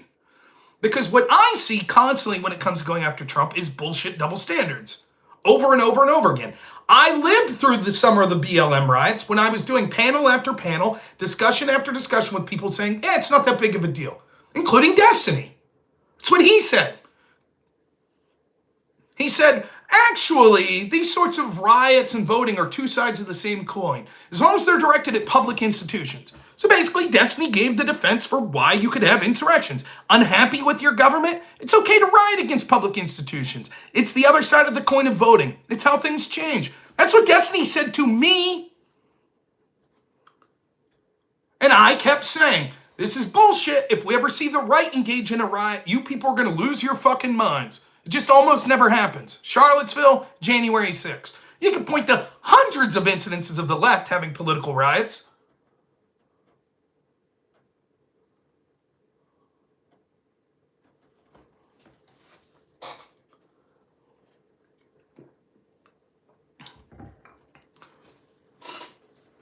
That's the problem.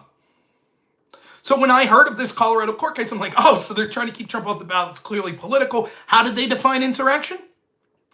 And when I went, and the first thing I read was, well, they used a contemporaneous definition from like the 1800s.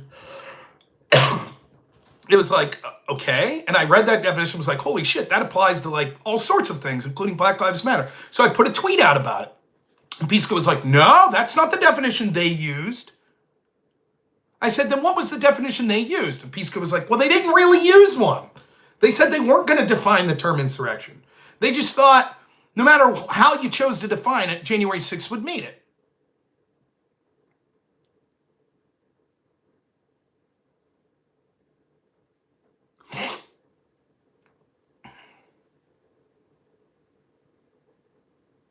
Who's going to need therapy? Me? Who do you think spent more time talking about the debate? Me or Destiny? Destiny's now engaged in a conspiracy theory that Pisco told me that he didn't read the Colorado case, which is why I brought it up. That's how bad Destiny's coping about it. Destiny's saying that I'm blacklisted from his channel, and now the Destiny dick riders are like, Rob can't move on, he's coping. I think it's fucking hilarious. I think it's absolutely hilarious. I already said I don't wish Destiny any harm. He has every right to say it. And again, this is indicative of the stupid fucking moronic left. This is constantly how they are, right? They'll be like, January 6th, January 6th, January 6th. Then you start talking about things from that time. They're like, dude, a long time ago. Why can't you let it go? Oh. They'll sit there and criticize you over and over and over. Then when you defend yourself, they go, oh, you can't let it go, man. You can't let it go. Did I rage quit? Was I spurging out the whole time?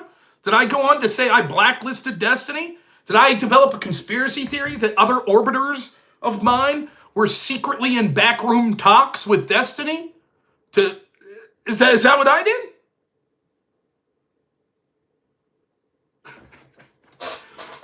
This moment will stay in my head forever. I don't give a shit if I ever talk to Destiny again. I'd like to, but I don't give a shit. My life will go on.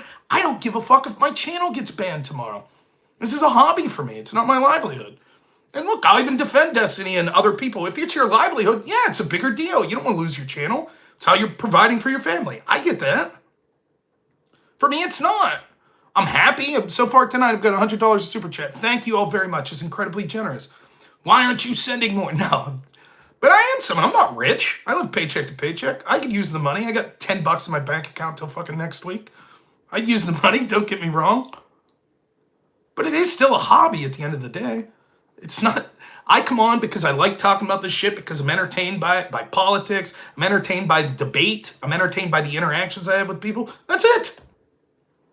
When I'm done here, I'm done. I had a great day today at work. We watched bullshit superhero movies.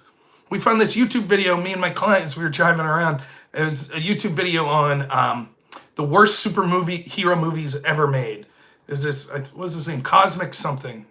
It was an interesting channel. So when we got back home, we watched a lot of these shitty superhero movies. It was fun.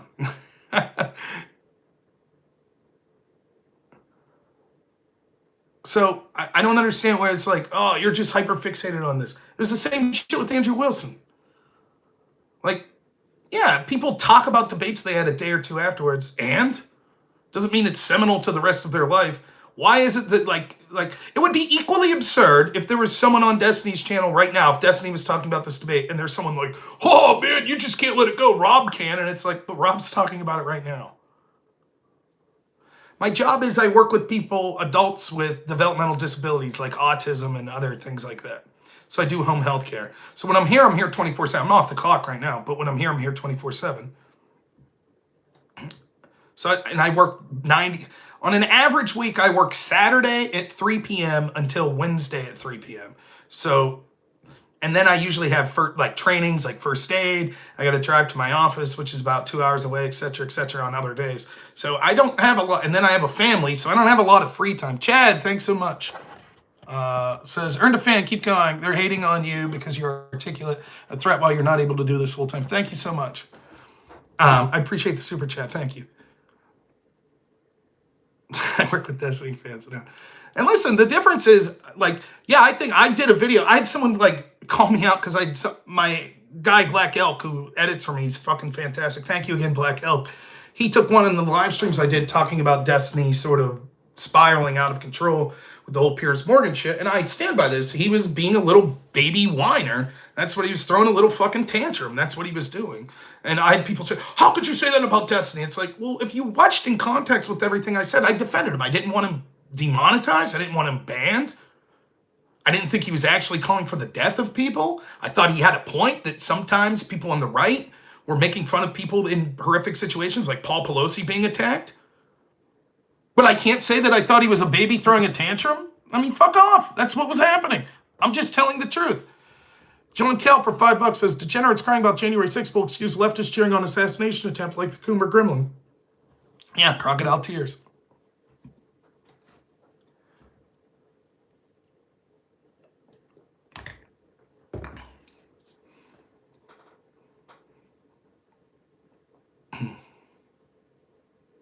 Yeah, that's fine. You get to, hey man, I'll say this. I think some of the people I take care of are smarter than me, so you can make fun of me for that if you will. You'd be surprised, man. Some people with autism, just because they interpret the world around them in different ways doesn't mean they're dumb. You know, they're at different levels. Even if their IQ's low, does that necessarily mean stupidity? Well, in many ways, no. I try to see, you know, I know it sounds cliche, but I really try not to prejudge, particularly the people I work with. How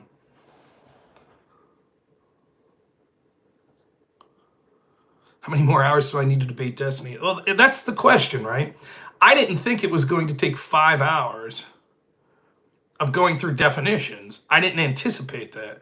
I thought maybe 2 hours. I told my wife, I'll probably be upstairs 3 to 4 hours if I'm talking to Destiny. So you could hear me, when we're 2.5 hours in and he's still interrogating my definition, I'm like, okay, you ready to move to your definition? No. Okay. As long as we go through with the agreement that I was to be given equal time to talk about what I wanted, I have no problem with it. I wasn't. I was given 10 minutes, to which we basically went back to definitions, and then he rage quit and then says I'm blacklisted. Fuck him. And that's another thing I think it's funny. One of the DGG, I've seen this, people are saying shit like, here's some more criticisms that I got. I put an 11-minute video up of Destiny rage quitting, but Destiny put the whole debate up, so, that proves that I'm hiding something. Go to my YouTube channel, click on live videos, and bam, there's the debate of me with Destiny. I don't delete all of my live streams like Destiny does. Oh, Rob's editor edited to just say that Destiny rage quit. Dude, Destiny's video of the debate says he caught me using ChatGPT.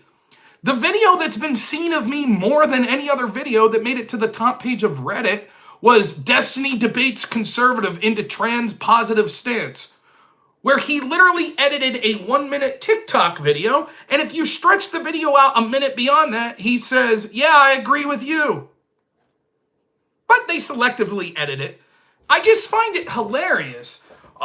Destiny's fan flip out when people say that he doesn't do research, he only does Wikipedia. Then what's their attack on me? Rob doesn't do real research.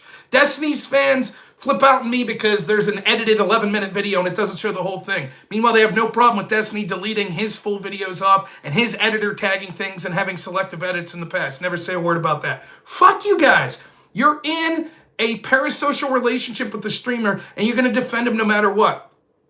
Okay, whatever. That doesn't make you special. Unfortunately, it makes you par for the course.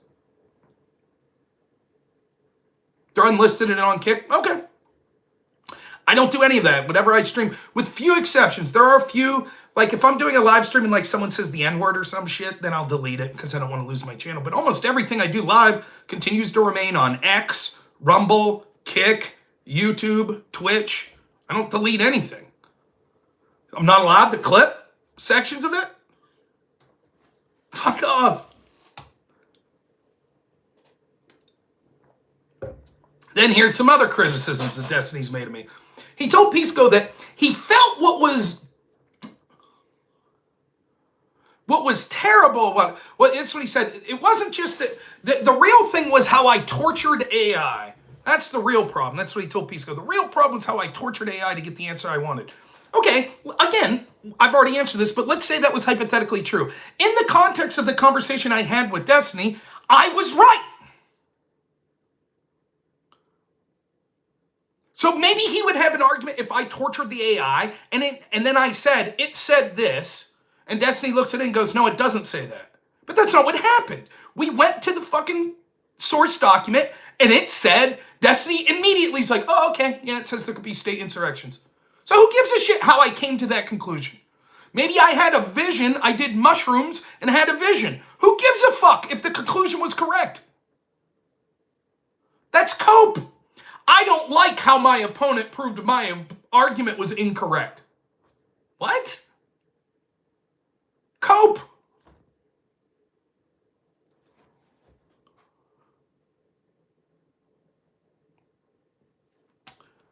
Adept, I'll talk about. I don't think Trump broke any laws when it came to the electors business.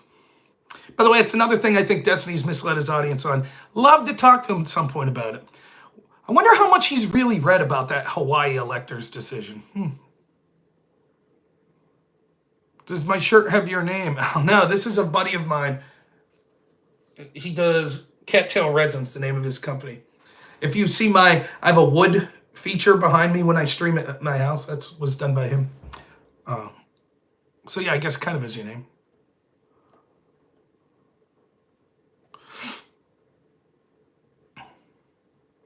Then he says, well, what was unethical about what I was doing was trying to imply that I read more documents than him.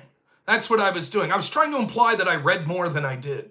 How? Even Pisco says, Rob was very open that he basically didn't have any preparation.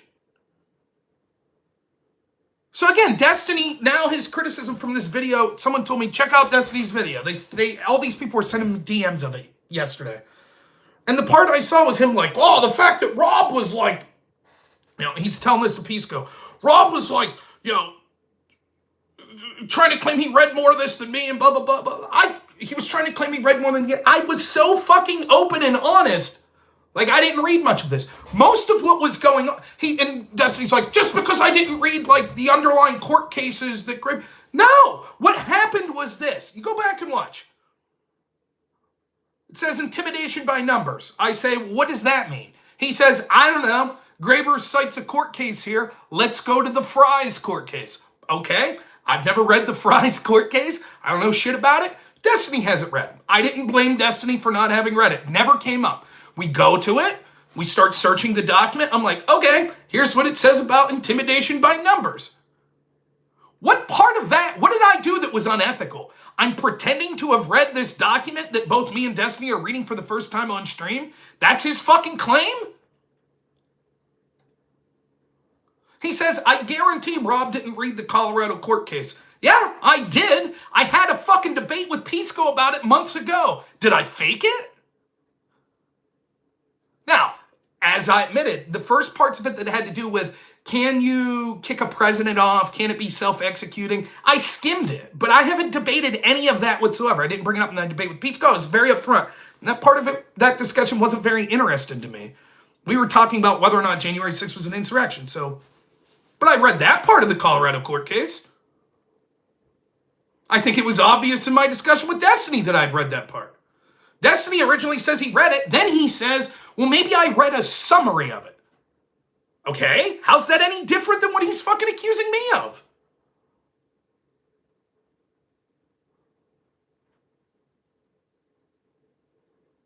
I don't even understand this criticism. Rob's trying to pretend he's read more than he has. How could you say that about someone whose literal fucking opening talking to you is like, hey, I've basically not looked into this whatsoever? Now remember, you might say, but that's bad faith. Remember, almost the entirety of the discussion we're having is fucking Destiny controlling the conversation, talking about definitions of insurrection. How the fuck was I supposed to have read more on his authors where he gets his definition than him? I'm fully admitting I haven't looked into this. How would I have? The best I could have done was looked into the shit that Pisco sent me, which in Pisco's words, even though I admitted I only skimmed through that shit, that was still more than Destiny had done.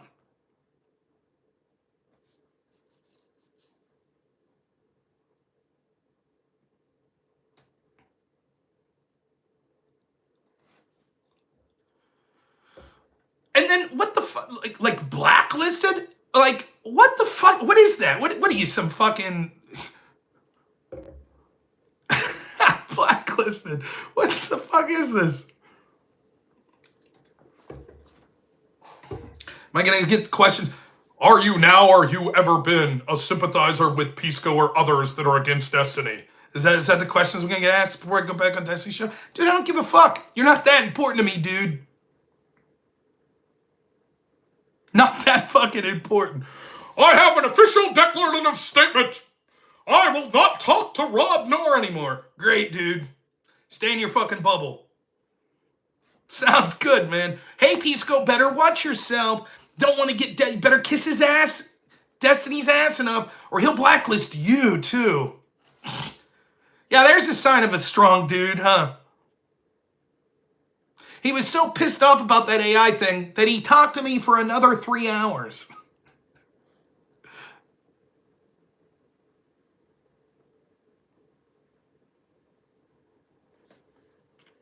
Now, are there people that I don't want to talk to anymore? Yeah, there are. Most of the time it's because they're really dumb and they've wasted my time. The only other two exceptions, and that's very few people, the only other two exceptions to that are people that have literally got, whose audiences are so toxic that it's like resulted in things like my employers being contacted or me getting mass reported on places like YouTube. Okay, then I really don't want to talk to you. That's very few people. And then other than that, it would just be people that, the one thing I hate are people that waste my time. So they'll say something and then an hour and a half later I'll say, but you said this. And they're like, no, I didn't. And I'll be like, are you sure? I'm going to go back in the VOD. No, I never said that. And then you go back in the VOD and they said it. So there's like one or two people that that's happened for. How's my life falling apart? In what way? Can you explain to me how my life's falling apart? Despite the fact I'm a fat fuck, I'm probably way less now than I have in like 12 years. Thank you, John Kell. Conspiracy theories about January 6th and insurrection. No valid definition given by SCOTUS. No impeachment by legislators. Fake news. Thank you. What's falling apart about my life? I have a herniated disc. That sucks. If you have any advice for that, I'd be happy to hear. Other than that, what's falling apart? I have the greatest wife and the greatest son a person could ask for. Even though I work an insane amount of hours, I like my job and the people I work with. I'm probably one of the happiest people you'll ever meet. Even people that can't stand my politics, including many of my friends I met in the debate community, that are incredible left-wingers all say that they like me. So, by what metric is my life falling apart? And by the way, notice, despite the fact that so many people that debate someone like Destiny want to bring up his, like, maybe his family situations or stuff like that, I challenge you to find me ever doing that once. I try to keep my discussion to the topics at hand, but whatever. Jeremy for $10 says, unfortunately, Destiny will stay relevant so long as the right-wingers are engaged with him, because his only value is that he's the only leftist who isn't terrified to debate. Yeah, partially true. So, Peter, if you could tell me how my life's falling apart, I guess I'd appreciate that. Maybe it is, by objective standards. I mean, I guess this Biden economy isn't helping. But I couldn't be happier with, like, my family situation. Yeah, I come on here and rant and rave. That's okay. Some people play Madden or Call of Duty and yell at people, and then they are very happy people outside of that. So, I don't know. To me, it just reeks of cope. That's what's going on. Destiny don't like being called out. And he's even said before, I've had interactions with Destiny where he said, Rob, when you talk to me, the problem is you let me control the conversation too much. He said that to me. He had me come on one time to talk about my job. So I did. And he's like, yeah, I just have a piece of advice for how come when you come on, like, you're very passive? And I say, well, when you invite me on your show, I'm a guest of your show. That's different than if we go on to a debate that's moderated. So if we had that same debate discussion and it was on modern day debate, I'm not going to leave Destiny control the debate for 5 hours. But on his show, where he's agreed, we'll talk about what I want half the time and then what you want half the time. I'm fine with that. What I didn't expect was for him to be bad. This is what I would have expected. I thought at some point he'd say, okay, Rob, we've been here long. And I even said, I got to get going at some point. So I figured it would be this. I figured he would say, listen, Rob, okay, we got to wrap this up. So if you got one more thing to say, fine. You want to call back in another day when both of us are available? I can't guarantee what that'll be. More than happy to talk about the next part of this if you want. That's how I expected it to go. What I didn't expect to happen was him to cut me off mid-sentence and rage quit and then say, you're blacklisted, I'll never talk to you again, when we spent 5 hours talking about what he wanted and only 10 minutes what I wanted.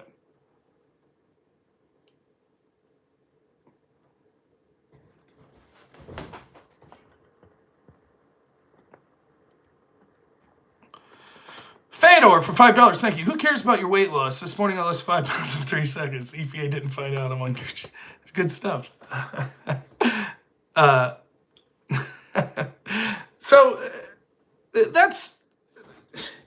So I guess just to reiterate, I felt that it was all cope.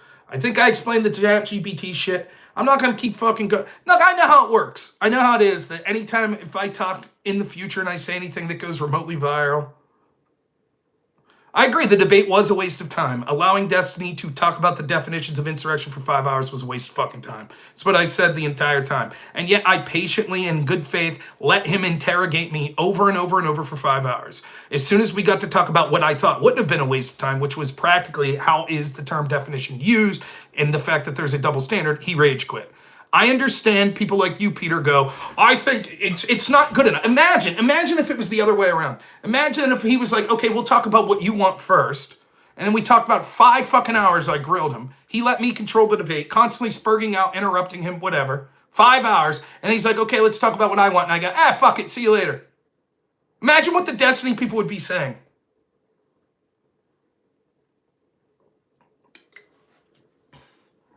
You have to understand, that's why Andrew Wilson did what he did, because he suspected that Destiny's that exact type of person. Thank you, MT Wick. I appreciate the $5.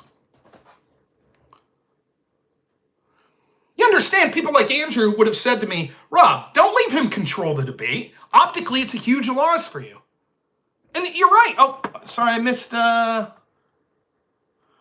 Bloodsport and Soil, thank you so much. Use Destiny to grow, bro. I found you through him. Thanks, Bloodsport and Soil. I appreciate the $2.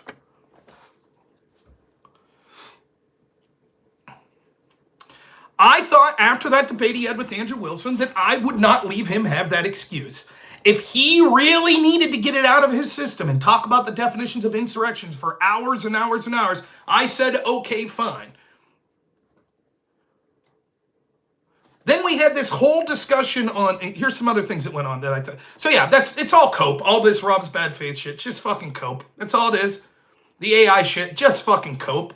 That's it. Didn't bother him. Still talked for 2.5 hours later. That's all it is. It's all his supporters are doing. He rage quit. Everybody knows how fucking bad it looks. Everybody knows that we agreed to talk about half of it on the definitions of insurrection. There is no other streamer that I'm aware of that would have sat there for 5 fucking hours and let him control the direction of the debate. And then 10 minutes into talking about what I wanted, he fucking rage quits. And to still be called bad faith. That's why someone like Andrew Wilson that's understanding, if you accept, how would I have got dominated? Again, Peter, we'll talk about that in a second. That's why someone like Andrew Wilson, who understands the optic battle of these debates, isn't going to fall into this trap. He's going to say, no, fuck that. I know what he's about. I'm not going to do that. I'm not going to let him control the debate. Fuck that. No. But I said, no, I'll try my best. I'll go in there in good faith, which I did. Peter says, even if my version of the events is correct, which it is, I still got dominated. Let's say that's true. And? So? Sometimes you lose debates. That happens. It's not the worst thing in the world. I've lost debates. It's happened. I debated as an activity in college. So it's not even a matter of, well, you think that I lost or not. I've legitimately, with a judge in the back of the room, told me I've lost probably over 100 times. It happens. That's different than being a bad faith piece of shit, blah, blah, blah, blah, blah. Okay. Secondly, even if I did lose the debate, I've already explained to you that this was only on defensive shit. It was on a topic that I was uninterested in. Like, for example, I go back to this definition. Let's say that we are going to have a debate on what is the definition of tall. And let's say Destiny argues vehemently. Empty wick for $5. Thanks. Destiny's still in his downward spiral. He definitely seems more volatile than ever. Than usual. I agree. Let's say Destiny kicks my ass that 5 feet is tall. Anybody taller than 5 feet. Okay. I'd be like, great, I don't give a fuck about that subject. The real problem is the double standard. John Kell, thanks for the $2, says January 6th was mostly peaceful protest. Exactly. The definition of what insurrection is less important than how we apply it. For example, there are thousands of instances probably a year of people violating FARA rules, failing to register as a foreign lobbyist. If we decide that we're only going to charge people connected to Trump, and then I say, wait a second, here's a bunch of people that are Democrats that also had FARA violations, why aren't they being charged? I'm sorry, I don't find it sufficient to go, well, but technically, by the letter of the law, the definition of FARA, what Manafort did was a FARA violation. Yeah, maybe so. Well, I only want to debate about whether or not Manafort was a FARA violation. I'd say, okay, we can have that debate. I'll have that debate. But then I want the second half of the debate to be what I think is the important part of the double standard of how it's applied. And then Destiny goes, okay, we'll do that. And then for 5 hours, he goes, but what Manafort did was a FARA violation. I'm like, well, I don't think so. And you walk away thinking, wow, he just crushed Rob. So? And then he says, oh, by the way, I'm rage quitting. I'm not going to talk about the double standard.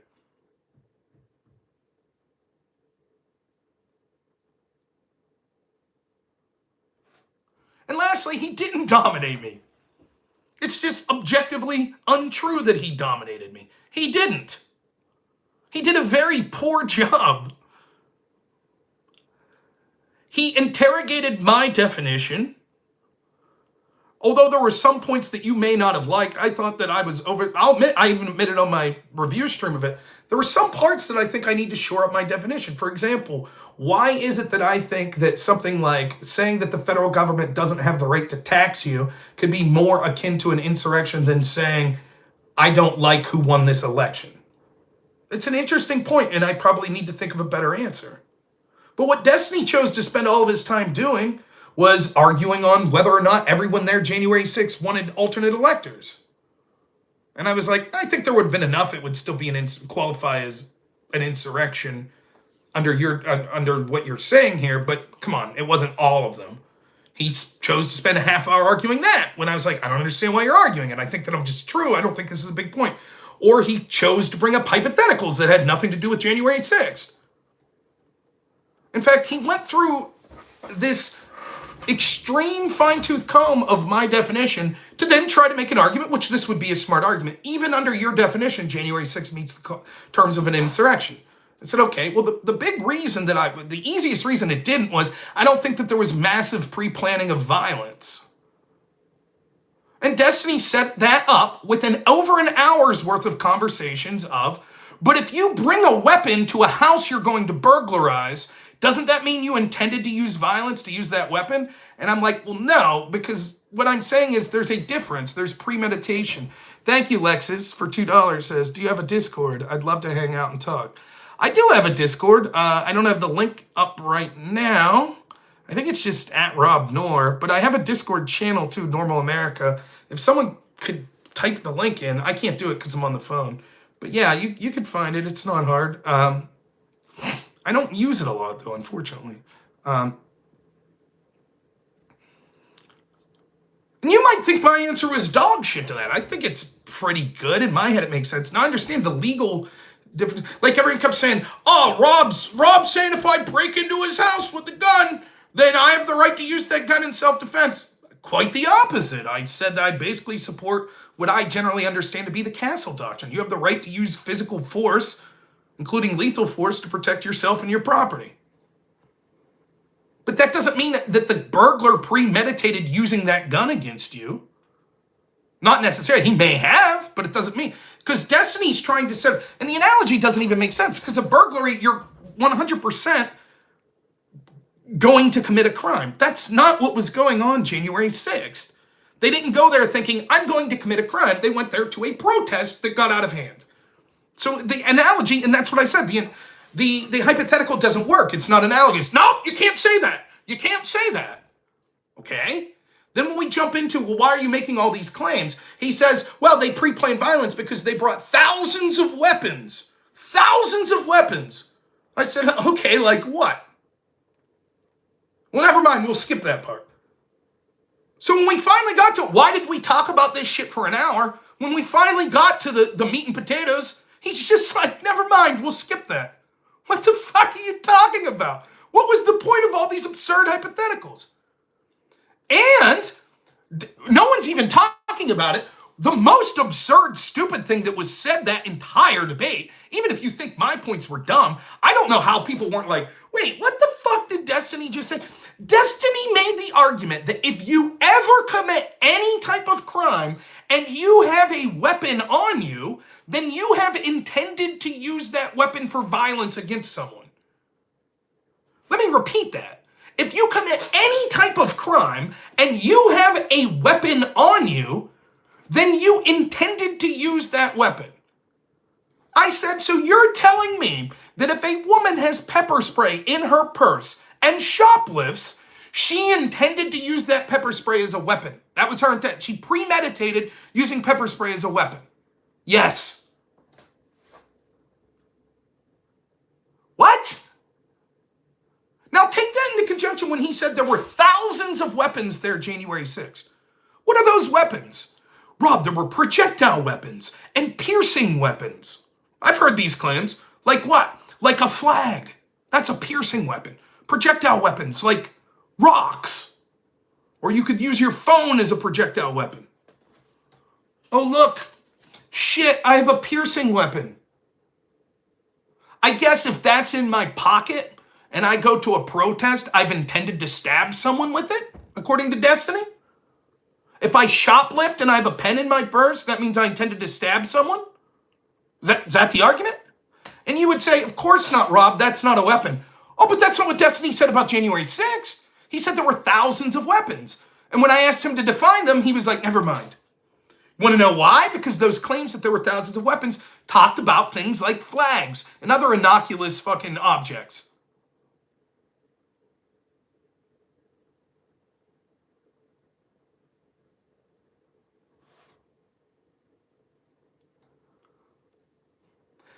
Then another claim they said, I said that under his interpretation, intimidation by numbers could mean just a large gathering.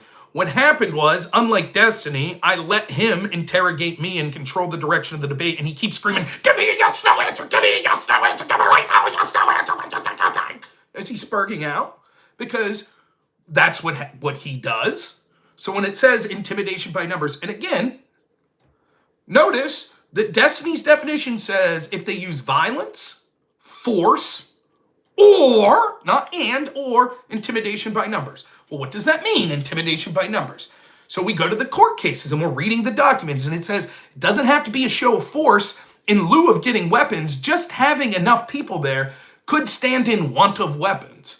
So yes, it looks like this particular court case, which I'm arguing is bad, I'm arguing is intentionally overbroad. That's my entire argument. That back in the 1850s, whenever, around the time of the Civil War and post-Civil War, they were intentionally broadening the scope of what insurrection was and only choosing to target the worst cases with it. People that engaged in like Civil War activity or mass lynching of black people in an attempt to overthrow the government, etc. That's the shit they were charging. That's why they, even though there were tons and tons of situations that would be qualified as insurrections since that's the last been used, none of them were ever used in the courts. That's why. Just like I said in Pennsylvania, disorderly conduct is intentionally written so broadly. Peter, I see you're still here. Apparently you're interested in the redoing of the debate. By the way, when you were watching Destiny, did you say that? Did you say, oh, Destiny's just redoing the entire debate? Did you say that? Just curious. I bet you didn't. Are you afraid that the Coomer would get mad at you and blacklist you? I bet Peter's a real tough guy here, right? Can you imagine on Destiny's show? Yes, sir, Coomer, sir. I'm so sorry. I did my best, Sir King Coomer, Wikipedia warrior. I did my best. I went to Rob's channel. Will you tap me on the shoulder and call me a big boy, Destiny? Thank you so much. Great job, Peter. Great job, man. You're doing great. Don't worry. I won't blacklist you. You're all right, man. I'm not going to say that if you get shot at a Biden rally, you fucked around and found out. Don't worry, dude. I wish you all good health. Yeah, normal American. My last name's Norm. It's a pun. I know you guys don't have a sense of humor either. Now I'm bullying chat and or AI and streamers or chatters. Now, what I was trying to say is that it's overly broad intentionally, and I disagree with it. But is there a chance that just having a large-scale group of people isn't intimidation by numbers? Sure. For example, if you have a bunch of people at a concert, is that intimidation by numbers? No. So if I was able to articulate without being forced to just say yes, no, right now, what I would have said was as follows. I think if there's a large group of people there and they are protesting part of the government, I think that's when the large-scale numbers would be potentially able to be considered intimidation. I think it would be applied selectively, though.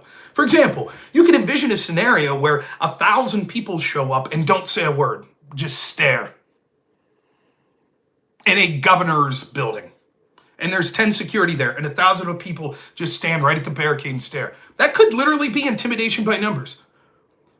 They didn't say a word, but they'd be like, wow, this feels menacing. This feels intimidating. Let's say that they're shouting, fuck this law, you suck, remove him from office. That could be intimidating if there's enough people there. That could be considered intimidation by numbers.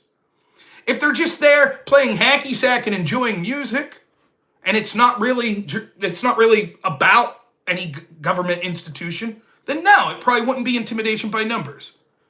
That's what I'm saying. What does the phrase no justice, no peace mean? Why when they have it on signs, how's it spelled? K-N-O-W. No justice. So if you know justice, then you will know peace. Then it's spelled N-O. But if there is no justice, then there will be no peace. Is that intimidating? How about from the river to the sea? Is that intimidating? How about pigs in a blanket, fry them like bacon? Is that intimidating?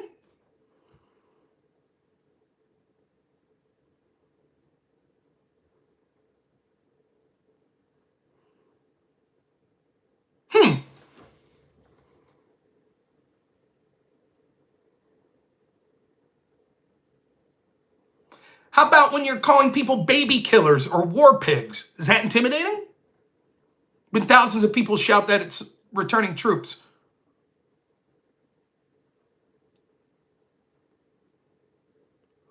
Right. Of course, the actual violence, lighting police stations on fire. But my point is, what does the term intimidation by numbers mean? Because his definition says you don't even need violence. You don't even need general intimidation. It could be, quote, intimidation by numbers.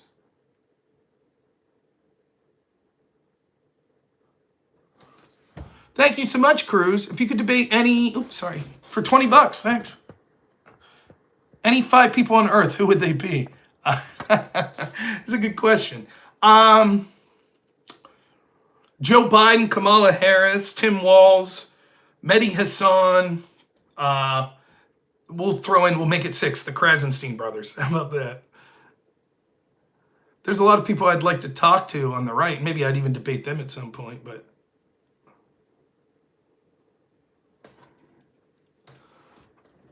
Philip Bump.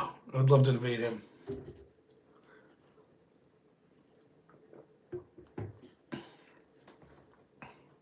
Yeah, it sounds ridiculous to say. So you're saying that you couldn't have any protest? Yes, I'm saying that the way that they're using this definition is overly broad. But I do think that was the point at the time of the Civil War. Again, the example of the judge instructing the grand jury in the fucking case of Coy Griffin, which is one of the 2 cases which Destiny will say said that January 6th was an insurrection, said if a person wants to stop the mail and stops a mail truck and then a few of his friends prevent police from arresting that person, that is an insurrection by their definition. That's fucking insane. That's overly broad. But I understand why at the founding of our country, or even more importantly, immediately preceding the Civil War, why prosecutors, politicians, and judges would have wanted a broad definition. I believe they would not have applied it. They would have used a reasonability standard if it was like, hey, it was 100 people that were protesting about a new toll road being put in. But I'm saying that it's overly broad. That's my argument. Right. If it's overly broad, then it can be weaponized against opponents, which is exactly why the Summer of Love, George Floyd protests, no one even uttered the word insurrection.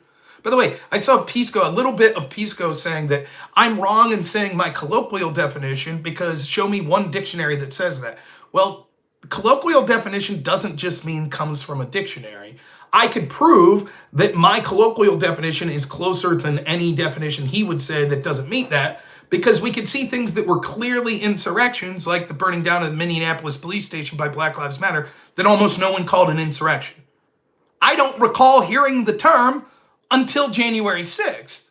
Then people were like, it's an insurrection. And some, like Pisco, might say, okay, yeah, I guess a lot of the Black Lives Matter stuff was insurrections as well. But you didn't say it in real time, and neither did anyone else, which proves my point that colloquially, we think of insurrection when we hear that term as something different.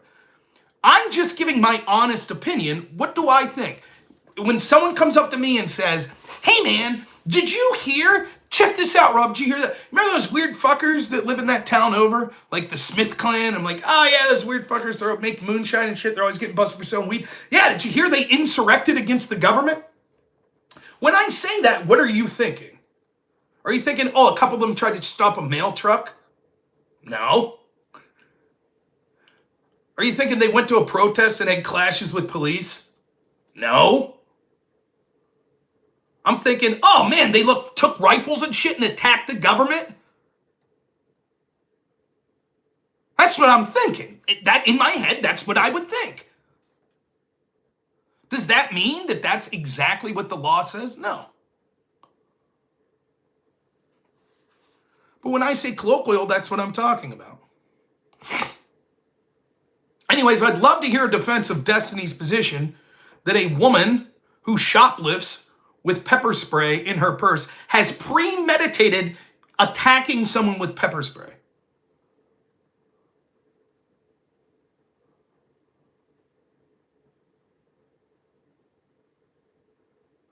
Of course, you had the pro-Palestinian protesters. How many campus protests would be considered insurrections if they were protesting a war or something? And that's the other thing. I brought up Vietnam. I didn't have a specific example. It was one. The specific examples I had were Black Lives Matter, Antifa, Chaz zones, attacks on ICE facilities, etc.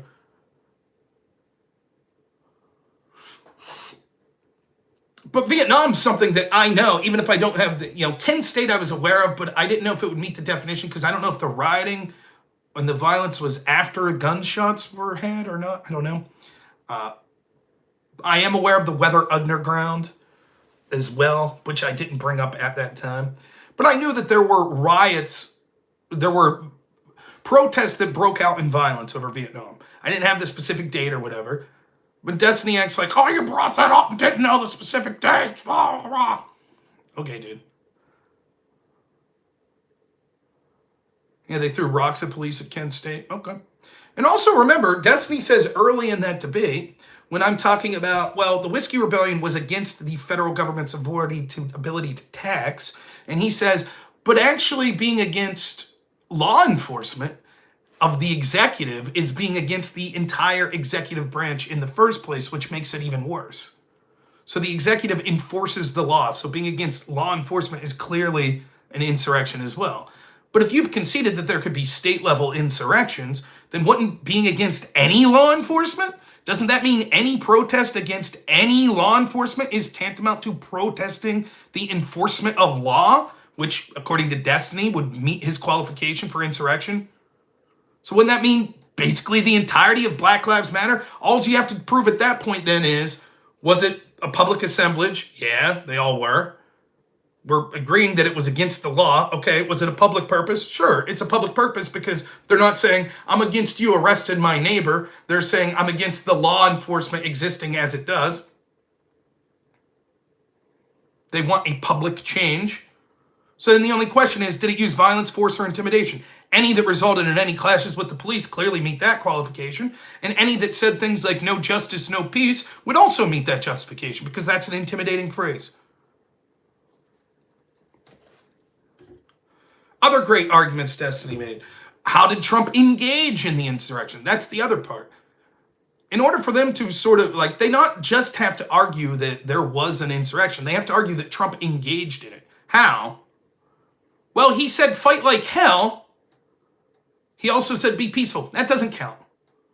We know he meant be violent when he said be, but he said fight like hell. Yeah, but politicians say that all the time. But context, Rob, context. Context meant he really was telling them to use physical violence. That's what he was saying. Did you see his tweets? So Destiny starts reading his tweets. One of them was, we have people that are fighting like Jim Jordan, and people like Mitch McConnell need to fight harder. Oh, so he's saying Jim Jordan's literally punching people, and Mitch needs to literally punch people? Well, no. Oh, so he just used the term fight in reference to them and didn't mean physical violence. Well, yeah, not them, but the rest trust us he meant physical violence. Pathetic.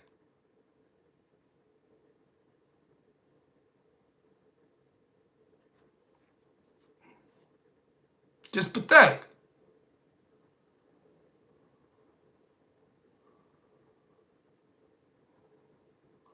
He didn't say be peaceful for us. He said go march peacefully and patriotically before it started, or at least before he was aware that it started. Then he said like an hour and a half to 2 hours into it, don't attack the police, they're our friends. Then he told people to go home 2 hours after that. And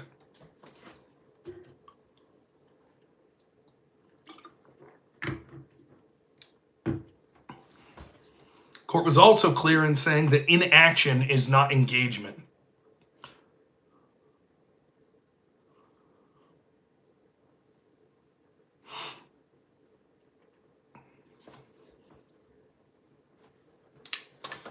So, I can't say that I won't bring this topic up again about this specific debate with Destiny.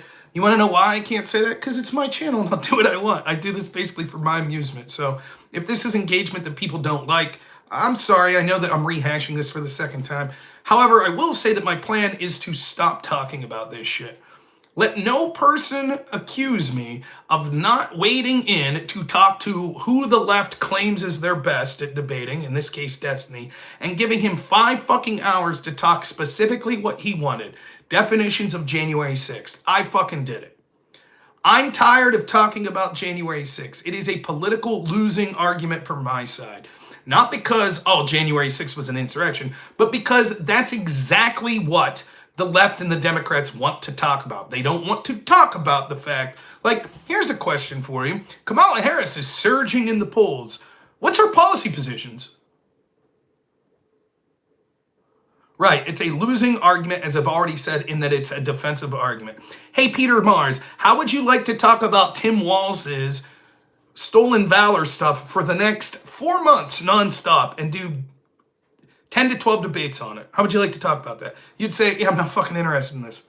How about we talk about COVID restrictions and lockdowns, and particularly Republicans, but majoritarily Democrats in positions of power that were fucking hypocrites, that locked you down, people like Gavin Newsom. Let's talk about that every day.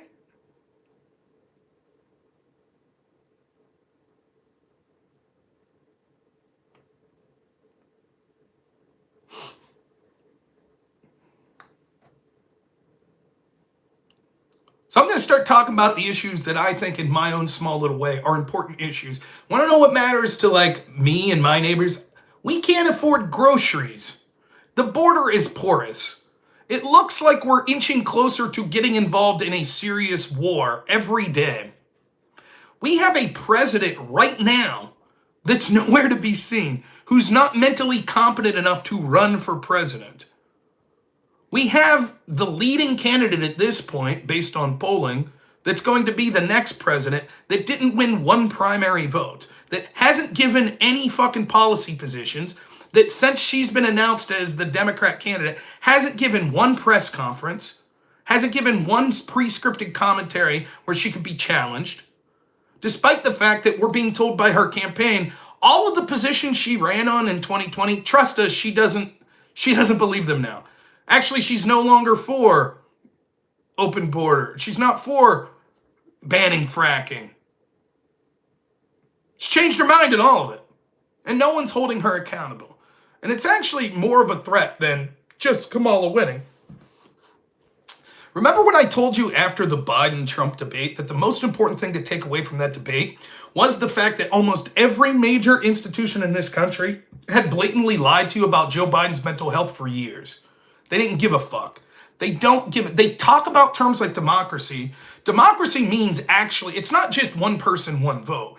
The spirit of democracy is that the will of the people should be followed by their government. Intentionally lying to the people so that they choose politicians that won't benefit them or are incapable of benefiting them isn't democracy. Blatantly lying about Joe Biden's mental health decline and then being forced to say, uh-oh, he has a mental health decline, only to force him out so they could get another candidate in there that they think they could gaslight the American people about to have a better chance of beating Trump, isn't democracy. And if you go back to 2020, the 2020 election, what I said was, I had no problem with people, and I think there are significant questions talking about legitimate fraud that could have occurred during the 2020 election. However, I didn't see definitive proof. It wasn't my cup of tea. I didn't talk about it a lot. I said, my concern is, what if there wasn't significant fraud? What if we were able to have, through manipulation of algorithms through places like social media, collaboration with the mainstream media, entertainment industry, academia, intel agencies, etc., that a bunch of bureaucrats and powerful people could basically just select who our leaders will be in perpetuity? That's far scarier. Because if they could drag a bumbling, doddering old man like Joe Biden, who basically didn't campaign for the last 3 months of 2020, if they could drag him across the finish line, then who couldn't they? And now we're seeing in real time the power they have with Kamala Harris. She hasn't done anything. She went from being one of the most unpopular vice presidents ever polled to all of a sudden she's surging in popularity. And for what? Well, because we're being astroturfed to believe it. That's it. What's her policy positions? No one knows. Okay, well then how about it? Here's the ridiculous nature. Okay, so what's Kamala Harris's policy positions? Well, she doesn't have them on her website, unless they went up today. She hasn't really talked about any of them, except she just took Trump's idea of tips, no tax on tips. Basically, she just says, like, well, day one, I'm going to lower prices. How? What does that mean? And aren't you there now? Day one, I'm going to secure the border. But you're vice president now. Why aren't you doing something? What does that mean? What is your policy? What exactly are you going to do? Thank you for the super chat for near $6. Let me see if I can. My God, this is a pain. I don't know if it's going to let me read this. All right, give me a second.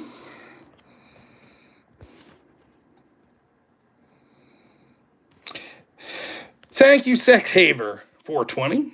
Love what you do, Rob. Please keep it up. Would you consider doing a video in depth about your institutionalist versus populist distinction? Yeah, I've talked about it at great length, but yeah, maybe I'd do like a little 5-minute video on that. Something I'll keep in mind. Thank you for the super chat.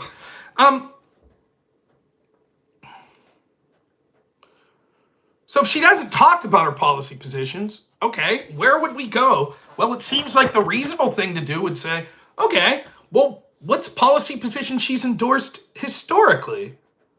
Or how about this? Let's start with this.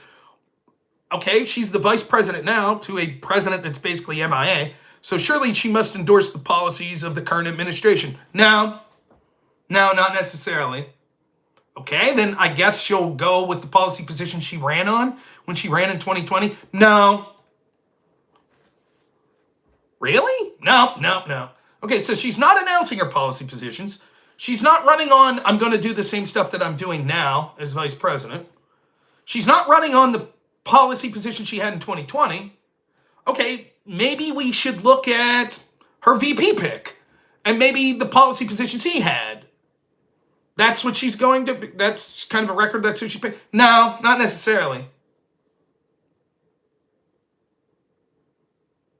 But she's a brat. Okay.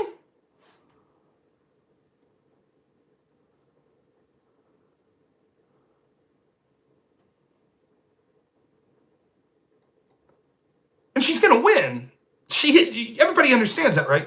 I know that I had a very unpopular position amongst fans of my channel when I was saying, even when the assassination of Trump happened of Trump, yeah, I still put him at best a 10% chance to win.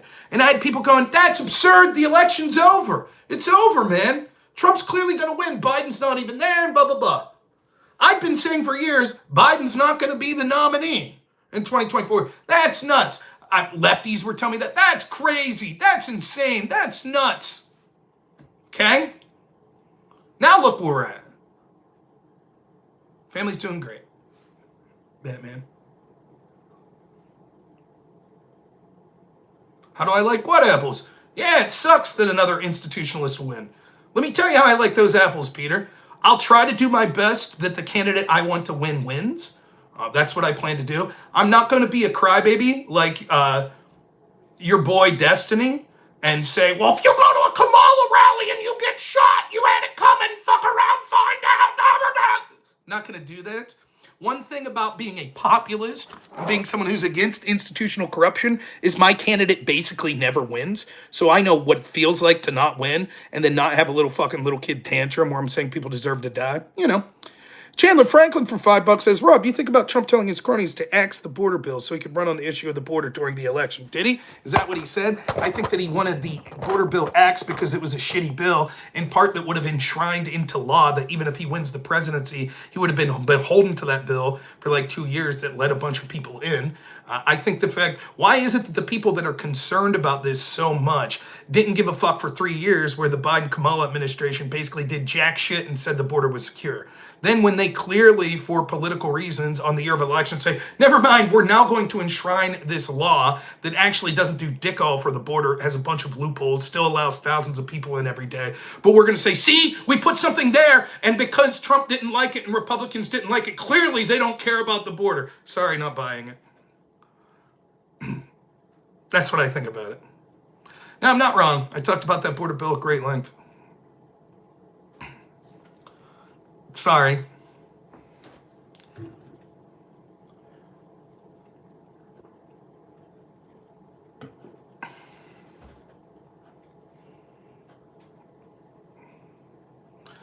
Kamala, is that it?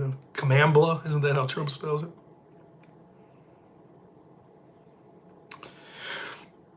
I never understand this though. Like I continually predict, like, yeah, I think the people I liked Ron Paul. He's my favorite politician ever. I successfully predicted in 2008 and 2012 he would lose. Imagine if I was streaming there and then you'd have people like Peter Mars coming in going, yeah, bro, your boy Ron Paul lost. Yeah, woo! How do you like that? Yeah, congratulations. You cheer for institutionalists that have a hegemony on power and then brag when they win again. Great. Good for you. You can go back and see the 2020 election, the 2022 election where there was supposed to be a red wave and there was. You could go see what my opinions were. I had people just like you coming on going, yeah, bro, how about that? And I said, hey, you're right, your person won. I'll see where I could have done better to try to get my message of what I want out there better. And life goes on from there. I'm not like you people. I'm not like you. I don't wish death upon my political opponents. I don't say they deserve to die if they go to a rally for a politician I don't like. I have plenty of friends that are going to vote for Kamala Harris. It's okay. I'm not like you people. I'm not going to go on Piers Morgan and throw a fucking tantrum. Not like you.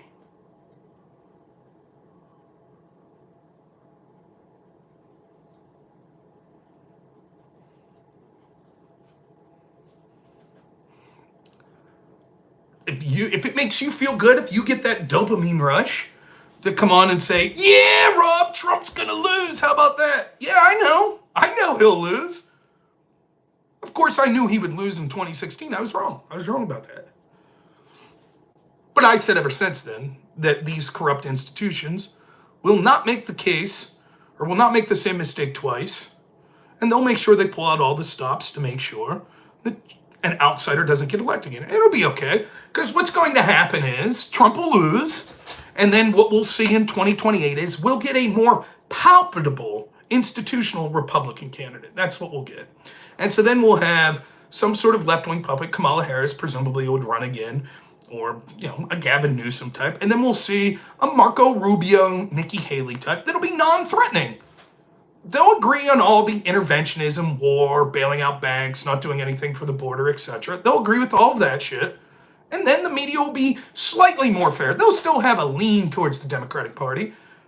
And the intel agency will basically stay out of it. As long as we get to choose puppet on the left versus puppet on the right, they'll be okay. And then we'll be back to that. And then I'll be there saying, I don't even give a fuck who wins at this point. They're too institutionalist. What do I give a fuck? And you'll be like, yeah, bro, institutionalist, yeah, woo, we did it. We did it, man, yeah, I'm going on. Let's go on Rob's channel and say, yeah, dude, your fucking party lost again. Your fucking candidates you like lost again. Yeah, man, woo. You can't afford groceries. Woo, the border's still open. Yeah, woo, we did it, man. I hope they lock us down more. I hope we go the way of the UK and have speech laws. Woo, that's great, man. Yeah, fuck you. And then eventually when it bites you in the ass in real life, there won't be anyone there. No one will give a shit for you. I'll still give a shit. I still think that sucks. That's what I think. I think it's tragic that people are fucking basically brainwashed into accepting this corruption. I do.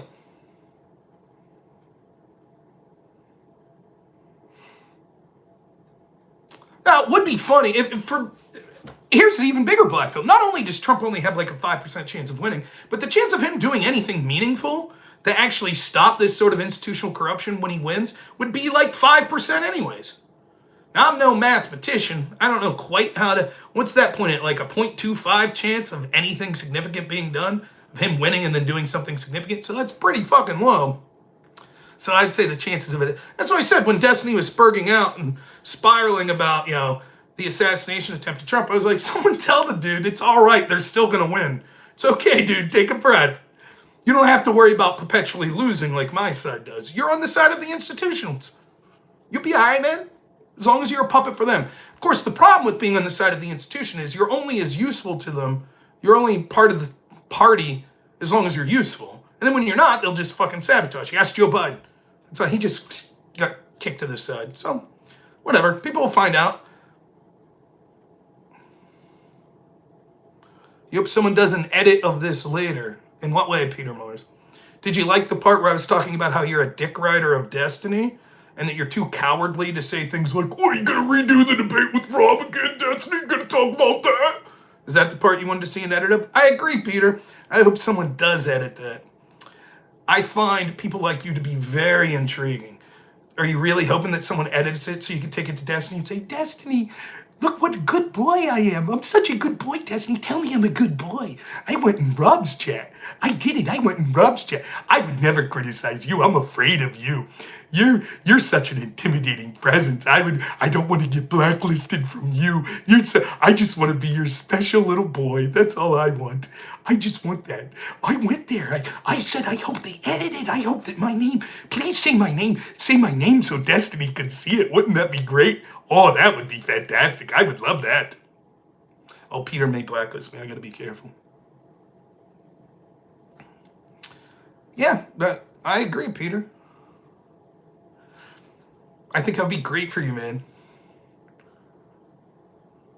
It was like this one time, I've only ever dealt with the Groypers like once, and it was this totally random situation where I was driving to work and I was listening, of all people, to Stardust stream, and I'd never even heard of the Groypers. I knew who Nick Fuentes was, but I didn't know that his group was called the Groypers or whatever. And like basically, they're just making racial slurs at Stardust. And I'm not someone who's easily offended. I don't really give a fuck. You want to make racial jokes? I don't care. But they just weren't that funny, and it was obvious they're malicious. And she was asking for people to call on and argue with them. And so I did. Landon Manwaring for $10. Says, when if Trump loses, do you see any serious consequences or outcomes happening, such as another January 6th type situation? Fed government cracking down on the right as domestic terrorists. Yeah, I absolutely see both of those things happening. I'll get into more detail when it happens, or as we get closer to it. But yeah, I think that's what will happen. I think that we'll go the direction of the UK, where they'll be looking for more and more excuses to silence speech attempts from people on the right.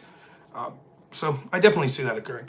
Anyways, talking to all these people, Beardson was one of their names, and all these people are Groypers. Some of them I thought were more interesting than others. Whatever, I don't really give a fuck. And they're just on there like, oh, you're a fat fuck, and they're digging up pictures of me and my wife, and they're making insults, whatever, fuck them, don't care. But they started talking about what they do that's important in life, and I was like, well, I'm married and have a kid. Isn't that part of like, are any of you married? Do any of you have kids? Most of them were young, but this Beardson guy wasn't. And he starts talking about what he's done that's great in life, and he's like, I got backstage passes to the America First rally. Now, I might not have what most people would consider a fucking very exciting life. If I died tomorrow, I don't know what my mark would be that I left on the world. Hopefully the people around me thought that I was worthwhile and helped their lives in some way. That's probably the best I got. There would be some people that would be like, haven't heard Rob stream for a while. Wonder where he is. My wife would probably go on my ex account and say, Rob passed away from being a fat fuck or whatever, however he died. And that'd be it. After a month or two, someone may once in a while go, wonder what Rob would have said if he was still around. That would be about it. So I'm not claiming to be some big man with some big important life. Project VO Pod for $10 says, Rob, you are so underrated. 250 live viewers. You destroyed Destiny, and we need you in this bigger channels to get bigger viewership. Thank you for doing what you do. Thank you so much. I really appreciate it. But I'll tell you what I'm not claiming. I'm not basing my personal worth over some fucking bigger streamer and what they think of me. I got backstage passes to hang out with Nick Fuentes. That's what's cool about me. Or if you're Peter Mars here, I like Destiny a lot. I would lick Destiny's taint. That's how great I am. I'll argue with Rob because I just want to taste some of Destiny's taint juice someday. That would be great. Wouldn't that be wonderful? Yeah, I guess, man, if that's what you're into, if you like taint sweat and you're really hoping you get a chance to lick Destiny's, good for you, man. I wish you the best in your endeavors. And I don't know, Destiny seems a little strange, but I don't think he'd be down with it. I think he probably doesn't give two fucks about you. But hey, admirable that you're really putting in the work, man. I appreciate that. So yeah, hopefully someone does edit it and you get a chance. I'm tilting? In what way? Because I'm making fun of some Destiny sycophant? Tilting? You want to see tilting? Did I go on Piers Morgan's show and say I wouldn't condemn the assassination of Trump and that Corey Comperatore deserved it or whatever? Was that me? Did I blacklist Destiny after the debate? Did I come up with a conspiracy that my friend Pisco, or Destiny's friend Pisco, like he did, was engaged in some backhanded shit with me? Oh, that was Destiny. I'm tilting?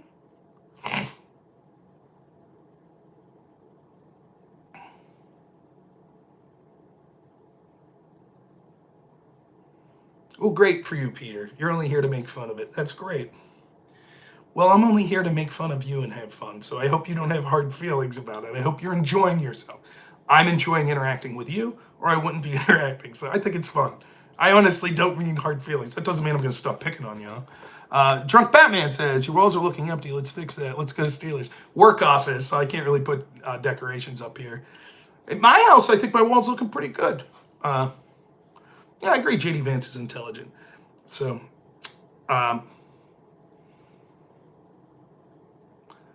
there have been times that I've been tilting on stream. I even admit it sometimes, but no, me getting passionate and yelling, particularly when I'm not debating someone, is just who I am. When I leave the stream, I'm fine. But I find it funny, like, most of the time I'm less spurging out than the people I'm debating. Like Destiny.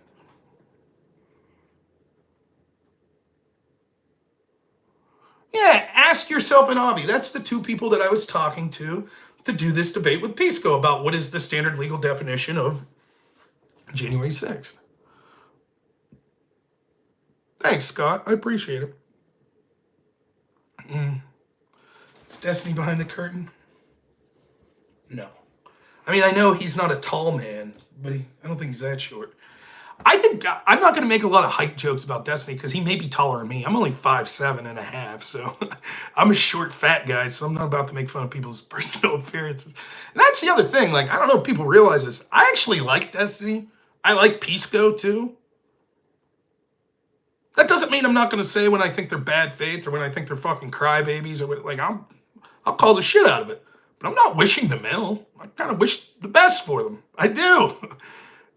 And my audience gives me shit for that. You have to understand that. Particularly Pisco. They give me shit all the time for it.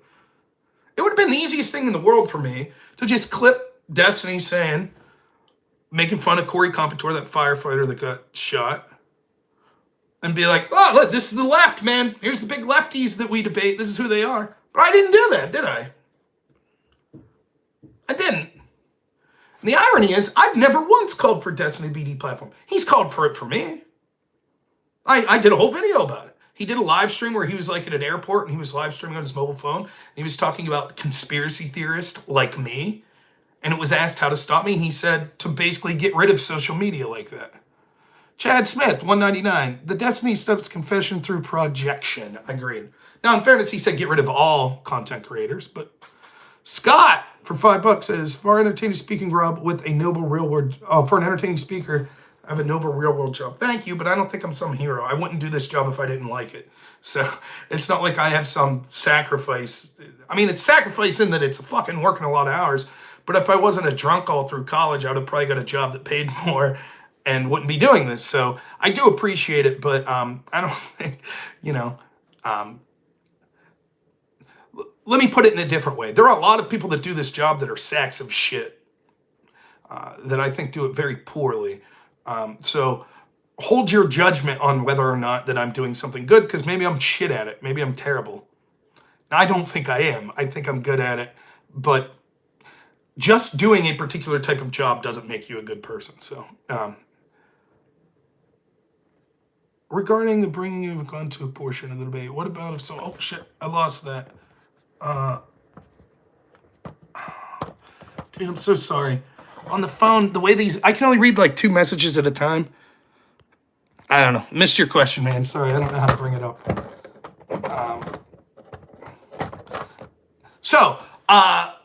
Last thing I'll say, and then I'll probably get going. I'm going to spend time talking about the issues that I think are important going into this election and the issues that are important to this country. I may sit down and do one more January 6th debate with Pisco because I did mention to him prior that I would. Norma's Rush 2. Oh, thank you. Landon, thank you so much for $10. I am not Rush 2.0. Rush was amazing. You don't believe you believe what I'm saying. I know you're capable of better. What part of what I say do you not believe I believe? Go ahead.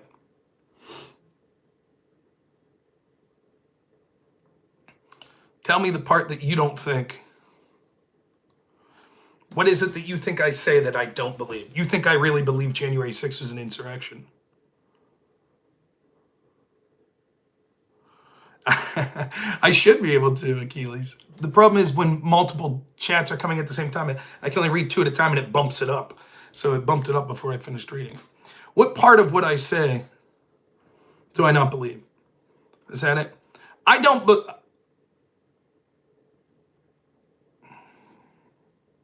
Yeah, I agree, Scott. What is my definition of insurrection? Go back and watch the debate with Destiny. Your interpretation of the paragraph from the case are completely absurd. I already went through this, so I assume you're talking about the term intimidation by numbers, and I did a big section of about 20 minutes, or we'll say 10 minutes, just here, talking about what I thought intimidation by numbers. I don't believe that Destiny believes what he's saying. I don't believe that Destiny believes that if a woman has pepper spray in her purse and shoplifts, that she has premeditated using that pepper spray as a weapon against people. I don't believe that. And I believe that you don't have the balls to call him out because I believe that you don't believe that, but you'll pretend you do. And so I believe that you're projecting upon to me the fact that you're a bad faith sack of shit who probably's entire political reasoning is A, just believing what people like Destiny say because you're not articulate enough or smart enough to come up with your own opinions, or B, your entire political philosophy is orange man bad because that's what you've been brainwashed into believing. I don't believe you believe half the shit of what you're saying. Or rather, you may believe it, but it's only because you're so weak-willed that you've allowed yourself to be brainwashed into believing all of this clearly absurd shit. That's what I believe. So I believe, for example, you don't give a fuck that the FBI legally spied on Trump's team. I believe that you understand that there's a clear double standard into how Trump and people connected to him have been treated versus people that are connected to his political rivals. I absolutely believe that. And I believe you project upon me that I'm bad faith and don't believe what I'm really saying when clearly I do. It's a completely separate argument. Whether a protest in the 1800s with a large number of people be considered as an act of war, there's no way you believe that. It's not what I said. So if you go back and you watch this video, you'll see what I said. What did I say? Again, I don't have to repeat myself for someone like you. I'll say that I said this repeatedly. Destiny was screaming that I had to answer yes, no. No, yes, no, right now. Answer yes, no, yes, no. Tell me yes, no, right now. Are you saying? Yes, what I believe is the fact that they're saying intimidation by numbers means that there's a large group of people and they're politically protesting something like that. That in itself could be an act of intimidation. He says that the definition of insurrection is something that includes intimidation by numbers. So I do believe that they intentionally broaden that out, just like the term disorderly conduct would be broadened out right now, because they are heavily concerned with the fact that we had a civil war and they didn't want those sorts of people to be able to have positions of power and they wanted them to be charged if they engaged in it. Therefore, they had the terms that were broadened out so far that they would be able to apply them, some judges would be able to apply them in ways that they'd be able to call things insurrection, but they would only have to most heinous of them. So, for example, we could still say right now any crime that required intent would be something that would meet a mens rea threshold that would be difficult to come to. However, there could be times that it would be difficult to come to that even if you thought that there was intent, such as the Hillary Clinton case, that they would say, we don't think it meets that threshold. What I'm saying is they would say that intimidation by numbers would be something mere, the mere fact that there were enough people there and they were protesting some law against the government, that the mere fact that there was enough people there could be considered that it was intimidating. For example, if you had 1,000 people that were there to show up to a protest that said, stop the government taxation, blah, blah, blah, and then all 1,000 of them standing around a government's mansion and just stared without saying a word. Yes, I believe a reasonable interpretation could be that that could be considered intimidation by numbers. There are all sorts of things that we could consider intimidation that would be intimidation without calls to direct violence. The law has been very clear on this. So the question becomes, what is meant specifically by intimidation by numbers? It seems clearly what the case that Destiny was citing to was saying was, you don't need to have arms or be calling for force. The mere fact that you could have so many numbers there could replace or a want of arms. And so that itself could be deemed intimidating. Do I think that the people that crafted that law would have said, look, there's 1,000 people going to a concert, that's intimidation by numbers, therefore it's insurrection? No. Do I think they would have said if a bunch of people came and they were protesting law enforcement because George Floyd died, that they would necessarily say that was an insurrection if there was no violence? No. But could they have? Yes. And that's the point, that it was written broadly enough that they would be able to say that stuff. They would have prosecutorial discretion to decide whether or not they wanted to go after that. What's their definition? What was if Destiny's correct, it's his definition. He went through my definition with a fine-tooth comb. So what's his definition on what insurrection or intimidation by numbers means? What's yours? Explain to me. What does intimidation by numbers mean? You can't just say it means intimidation, because one, then you have to define what does intimidation mean. And second, they're qualifying it as intimidation by numbers. Why is the by numbers important? If you could have if I and two of my friends could show up and be intimidating without violence or force, why even bother to include the phrase intimidation by numbers? It seems that the general, right, define intimidation. Great. Excellent point. Destiny's not doing that. So we're going to the court decisions. That's why my argument is I think this definition is too broad. Also, this is just one court case. Filibuster? How's it a filibuster? I'm the only one talking, you fucking idiot. Wow, Rob's on his own channel talking. Filibuster?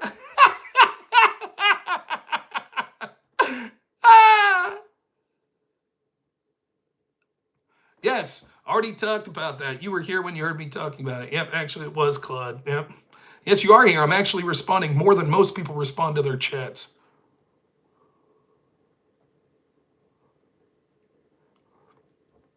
So then I went specifically and said, now, would I personally call it an insurrection if 1,000 people showed up to protest a tax and they just said, boo, this tax is bad? No, I wouldn't.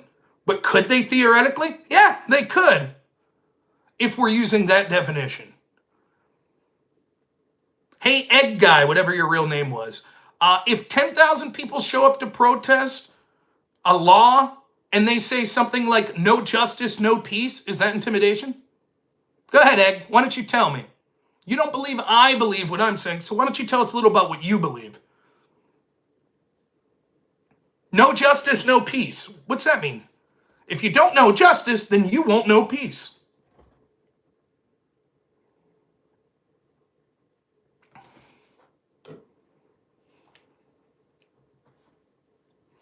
Is that intimidation? No, I have heard of the civil rights movement, Peter Mars. That's why I'm saying that Destiny's definition is so broad that it would have included, as an insurrection, many of the protests in the civil rights movement, or the Vietnam War protest, or the Iraq War protest, or Black Lives Matter, or the Chaz protest, or protest against ICE facilities. Yes, that's exactly what I'm talking about. Perhaps some Occupy Wall Street protest.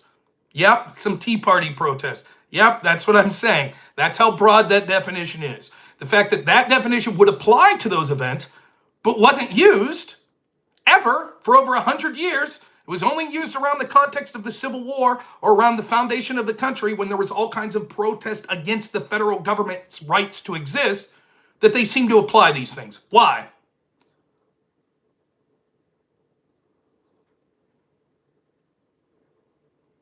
It's like, are you people that stupid? That's my entire argument, that this definition is overly broad. Yes, finally Peter's getting it. So you understand how it differs in application? Yes, Peter. Yes, now you're getting it. Which is why my argument and what I wanted to talk about was the fact that we never apply this in application except over 100 years when it was Trump people. Yes, that's exactly my argument, Peter, which I wasn't allowed to get to. Even though Destiny said, yes, half the debate will be on the definitions, which my entire argument is, your definition's too broad. We don't apply it that way in real world. I want to spend the second half talking about that.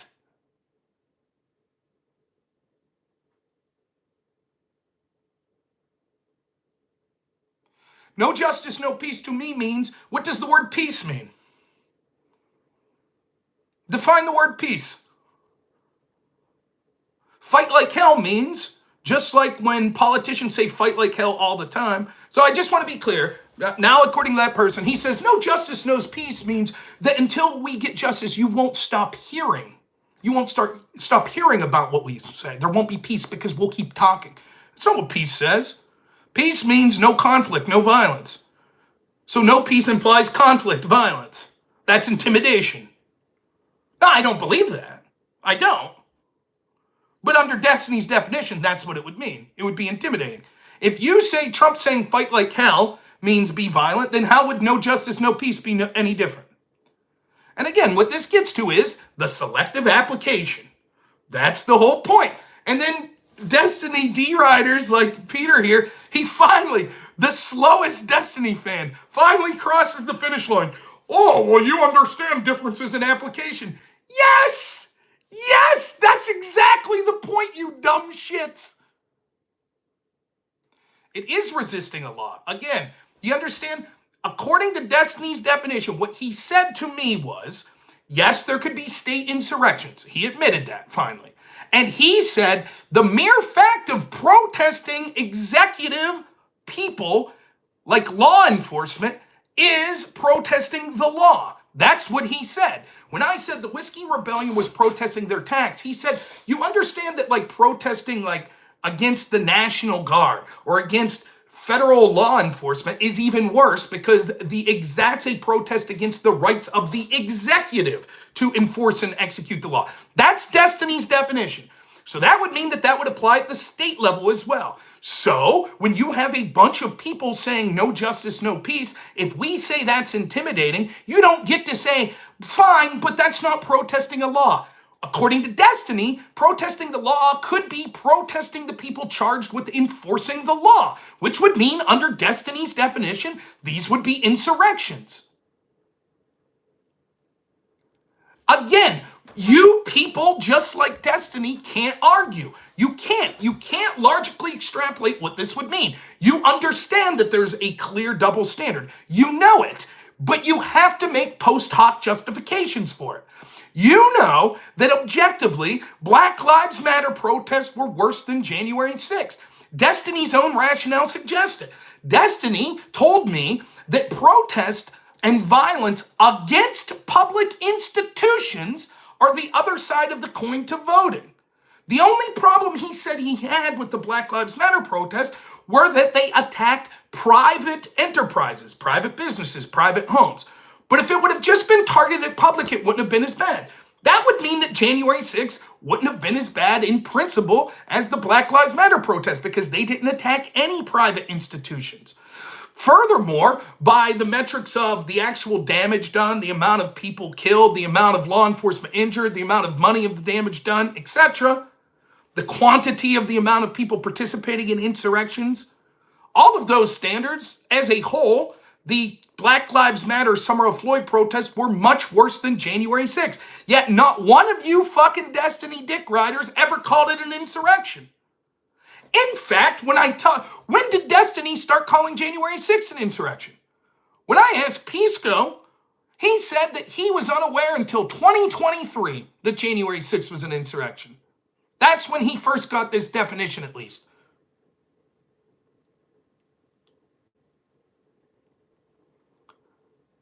We had to sit there and watch these violent lefties riot over and over again while we were told mostly peaceful, no big deal, nothing to see here. It's not a big deal. Few bad apples, wasn't premeditated. There weren't large FBI task force. When we saw groups like Antifa, several organizations of Antifa, on social media telling people instructions on how to wear black bloc and what to do, the FBI said, they're just an idea. They're not an organization. There weren't massive investigations.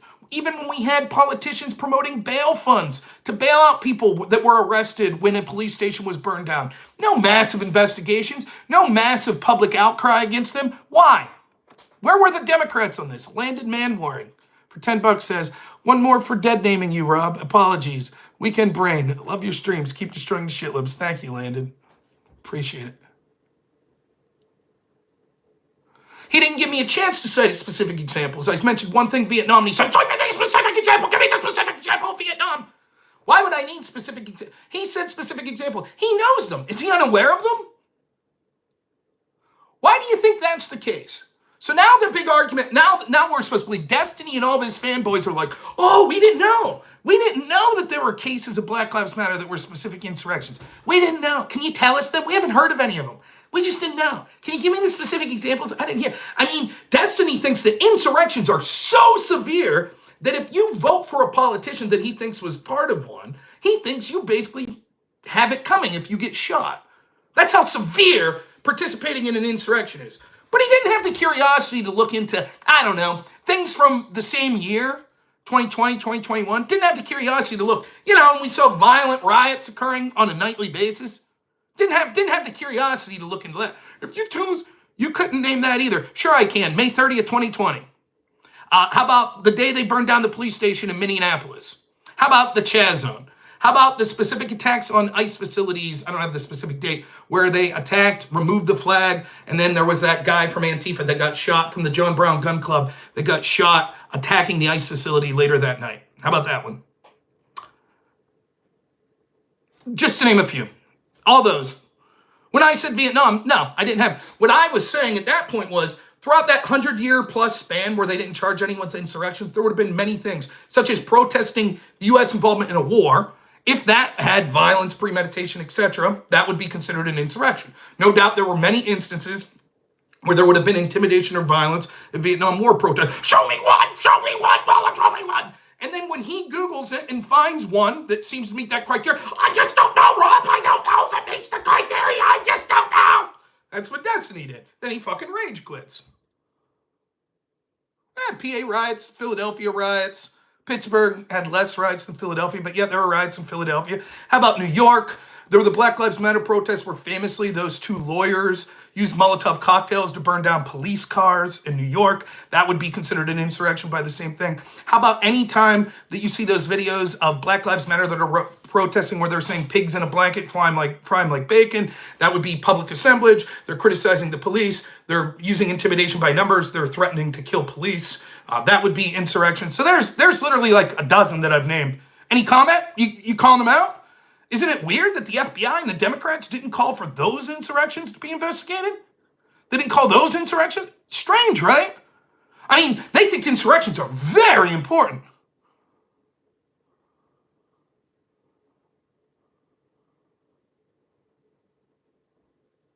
Reading an entire piece instead of directly skipping to your point. Right. So again, I don't even understand the criticism here. So your criticism is because I started saying Vietnam instead of the specific ones in Black Lives Matter that I wanted to talk about, that's because I use AI. Okay, given the same thing, seeing as how Destiny controlled 5 hours of the debate and spent 2.5 to 3 hours basically just going through a fine-tooth comb, a bunch of nonsense points that he never ended up using, you would say the same thing about him, right? Yes, criticizing the police would be considered an insurrection, riots, or lawbreaking. According to Destiny's definition, he was quite clear. Does everyone see how fucking stupid this is? Does everyone see this? Do you see how stupid this is? I'm not tilting. I'm pointing out the stupidity of Destiny dick riders and taint sweat lickers like you. This is boring. So Destiny says that challenging those that enforce the law would be an insurrection. That's what he says. That's challenging the executive branch. Then he says, yes, there could be state-level insurrections. That would mean that challenging law enforcement at the state level would be challenging the state executives, and those would be insurrections. That's what he said. That's not my definition. That's Destiny's definition. My argument is that definition's too broad. So I say, look what that would mean. All of these protests that wanted a public purpose of changing law enforcement, that would meet Destiny's definition of insurrection. Destiny's fans are like, clearly that wouldn't be an insurrection. Yes, that's my point. Exactly my point. Destiny's definition is way too broad. Yes. John K for $5 says, did you notice when Peter got stomped, his slow boys came out to the gaslight? I saw it. That's all right. They're all good. That's exactly my point. Not Mr. Claude, thank you. Now, I'm glad these people, or at least Peter's been good fun. But do you see the NPCs of Destiny's? Use Claude, use ChatGPT, use Claude. Okay, Mr. Claude, did Claude write everything you're saying here? Claude wrote it. He wrote everything you say here. Claude wrote it. He used ChatGPT. He used it. He used ChatGPT once. He used ChatGPT. You know the meme where you got the mask on with the smiling face? Yeah, my boy Destiny's great. Rob used ChatGPT. Then you turn the hat and you can see what their mask is behind them. My God, rage quit. Destiny rage quit. Quick, come up with some ChatGPT. I'll just say ChatGPT over and over. ChatGPT. He used ChatGPT. Did you call ChatGPT? Came up with that? Wow, you guys are great. You nailed it. Yes, Destiny did rage quit. He literally, by the definition, rage quit. I used ChatGPT. I didn't. I used Claude. I used it for one thing that I screenshot 11 days prior to have a discussion with Pisco. What I said that it used, we looked up to the source document. It took 5 minutes to find in the source document that what I claimed was absolutely true, that there could be state-level insurrections. Destiny said, yeah, you're absolutely right. There could be state-level insurrections. We proceeded to have the debate for 2.5 hours later. Destiny then rage quits at the end of the debate, is looking for a post hoc justification to justify it, and says, Rob lied about using ChatGPT, but the real problem is he tortured it to saying what he wanted. I already talked about this. You can go back in the stream. We talked about it at great length, but even if that was true and I put 1,000 prompts, which I didn't, to finally get the answer I wanted, the fact that I was correct and the paper that Destiny claimed he read, he was unaware that that paper said there could be state-level insurrections, would prove that there wouldn't be a problem with this, even if it was what happened, which it wasn't. I don't have a script prepared. I just have a remarkably good memory for the things that I said previously. Peter, would you like to tell them what I said? Right, I have blazing speed. Again, I'm fast and have a quick mind, yeah. Can I show the conversation with Claude? No. I can't right now because I'm on my phone. I'd have to look to see if it's still saved on my phone.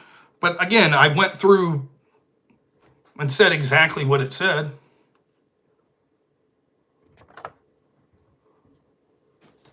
I said, did Claude and Paulsen, or did Baude and Paulsen say there could be state insurrections? But I think that it changed Baude to abuse. And it said, Lawrence Tribe and Magliosi said that, yes, Section 3 would apply to state insurrections. And I said, what about Baude and Paulsen? And it said, actually, they had a more narrow interpretation. And I said, did they argue differently in their paper, the sweep and scope of Section 3? It said, yes, they did argue differently, blah, blah, blah. That's it. Turns out that a footnote within that paper suggests that they were saying that Section 3 shouldn't apply to state insurrections. Fortunately for me, I didn't make that argument in the debate. I made the argument that they said there could be state insurrections. We looked to their paper. They did say there could be state insurrections. Destiny said, okay, that's fine. And then we moved on. I like them. I like the NPCs coming out. They're fun. They give me something to do. I'd have probably ended this stream a half hour earlier without them. Now, there we got it. Nopers, there you go. Now you got it. Now you get the real good Destiny fans. Trying to claim that I'm doing something unethical. Am I getting paid while at work right now while also getting super chats? Now we get to the rub. Go ahead and say it.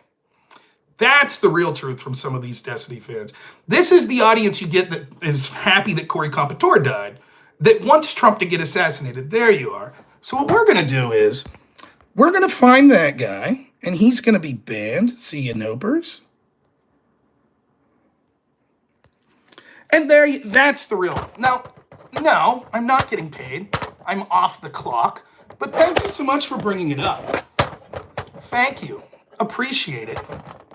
And this is one of the reasons that I'm hesitant to stream, because these fucking sacks of shit like that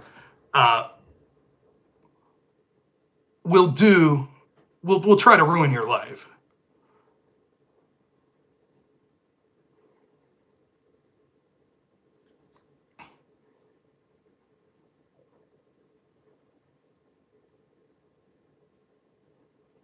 I'm trying to read the chat here.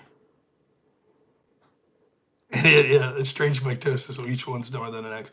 But anyways, what am I supposed to do? Sit here and repeat myself over and over? No, I'm not going to. By the way, Destiny would never advocate for something like that. As much as he may dislike me, he would say, fuck, accusing people of like unethical behavior because they got super chats while supposedly they're at work. That's fucking stupid, but yeah, what can you do? So yeah, for anyone who has questions about ChatGPT and shit, this is the last time I talk about it probably. I might bring it up in the future. I understand totally that what's going to happen is that Destiny's coping, his fans are coping. So for the rest of history, they're just going to say Rob uses ChatGPT, Rob GPT, Rob uses Claude. I don't give a fuck. These people mean nothing to me. I enjoy debating Destiny and I wish the best for him. I don't wish ill to any of those people. I really don't. that are saying this, but they're just NPCs. That's all they are. They're incapable of formulating a thought themselves. And by the way, just to let you know, I've received several messages from people that claim to be Destiny's fans that are like, I don't really understand what Destiny's doing right now. This is absurd. I just need to inform myself. Right, same to you, buddy. I'll debate you anytime. You can go ahead and show me how to inform myself. But I had several people reach out to me and say, seems absurd that Destiny's blacklisting me or his fans are going so hard on the whole ChatGPT thing. Not even a Destiny fan says Destiny soldier, but Destiny's never lost a debate. It's good trolling.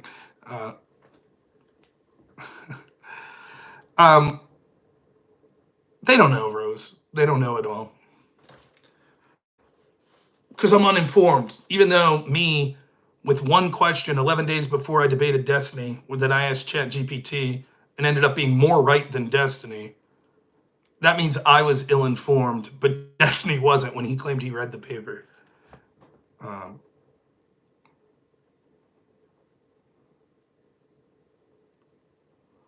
I don't know, Anthony. What do I think would have happened if January people succeeded? Well, they did, didn't they? What was their attempt?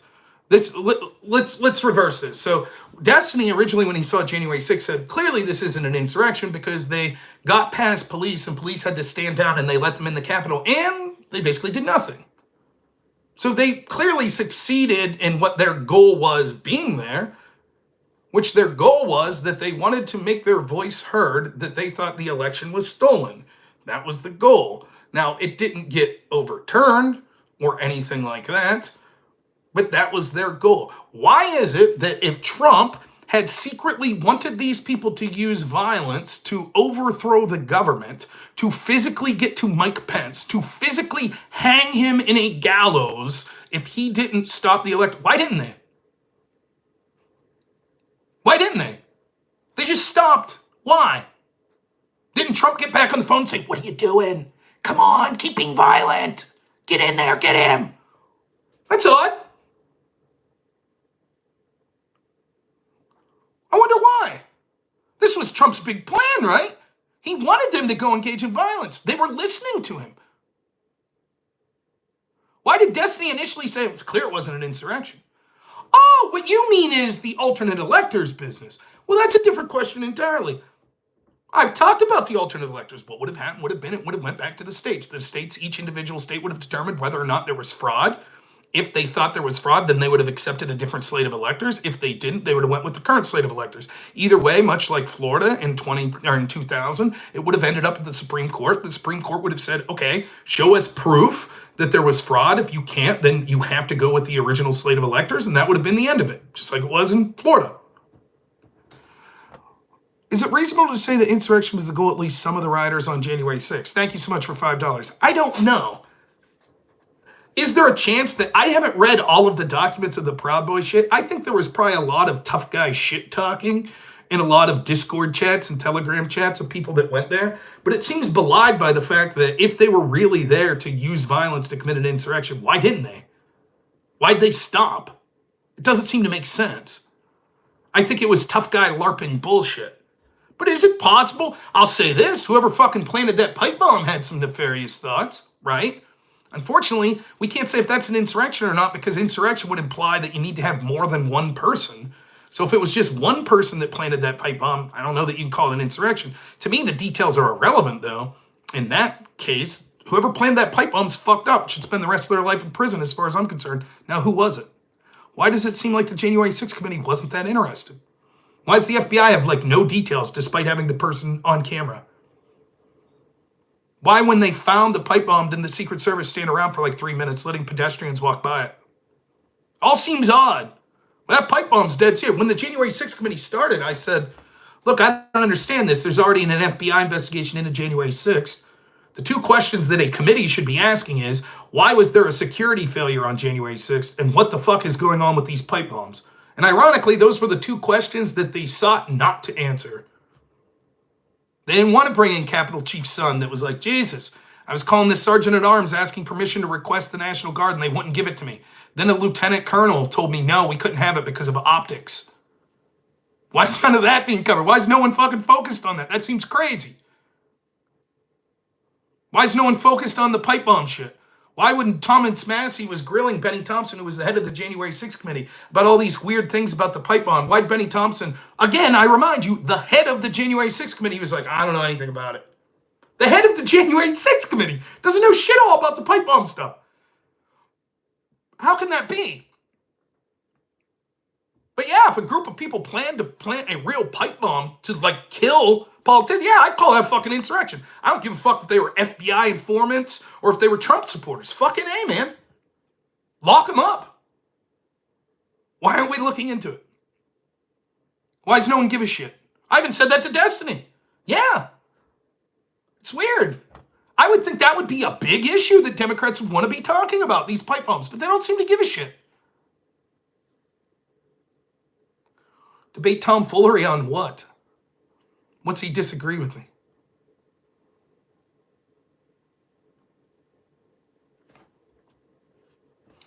I saw Tom getting yelled at by Destiny the other day. That was fun. You like getting bullied around by him, Tom? Go in there, the little panel orbiters.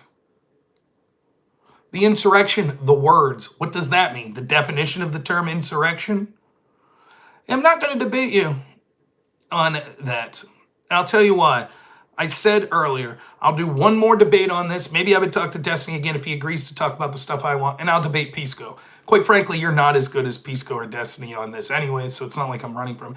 I'm tired of being forced into debates on topics that aren't interested in what I think the important issues are going into this election.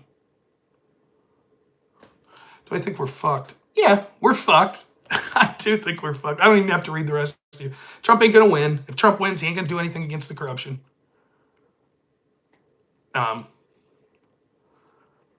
Eventually, we'll go back to the old Bush versus Clinton area, where Republicans and Democrats are just the same on both sides.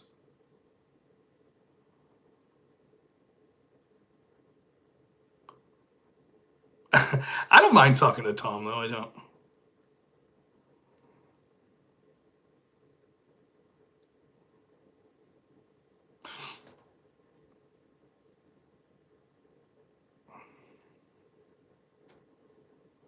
Yeah, I would think we're going to get 4 years of Kamala.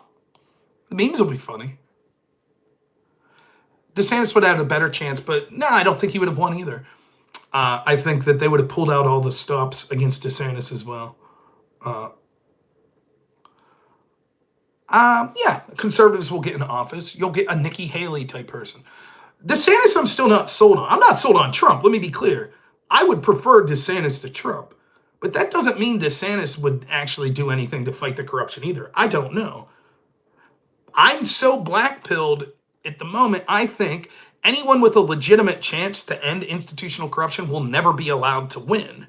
So if someone like Trump or DeSantis wins, I raise my eyebrow and say, maybe the only reason they were allowed to win is because they know they won't do anything against the institutional corruption. Tomfoolery speaks facts. You're a good Destiny soldier. Good trolling, man. I'm digging it. So yeah,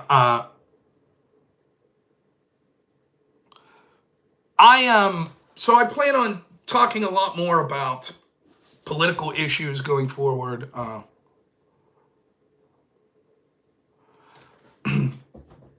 still going to do my best. I'm going to attend some real life political events. I'm going to work on, I always set up a 24-hour stream before the election, so I'll be doing that. I'll probably still do some debates and shit like that, but I'm not going to keep going back and talking about January 6th. Just like they never want to debate me on Russiagate. They want to debate me on the Burisma shit, most of them. The people that did like Pisco, I don't mind. I don't mind doing the January 6th shit with them. I already did it once. Spent 5 hours leaving Destiny talk specifically about what he wanted. So, but this is a fun stream tonight. I enjoyed it. And all of your sycophants seem to be gone. I don't know. I don't believe that Tom's better than Pisco. I don't know. I'm talking about on the legal case for January 6th being an insurrection. Now, I think Pisco would be better at debating the other side of me than tomfoolery. I'm not even so sure how much Tom would disagree with me. My guess is he'd be somewhere in between me and Pisco. Did Trump incite January 6th? Yes or no? No, he didn't incite violence. Incite's an interesting word.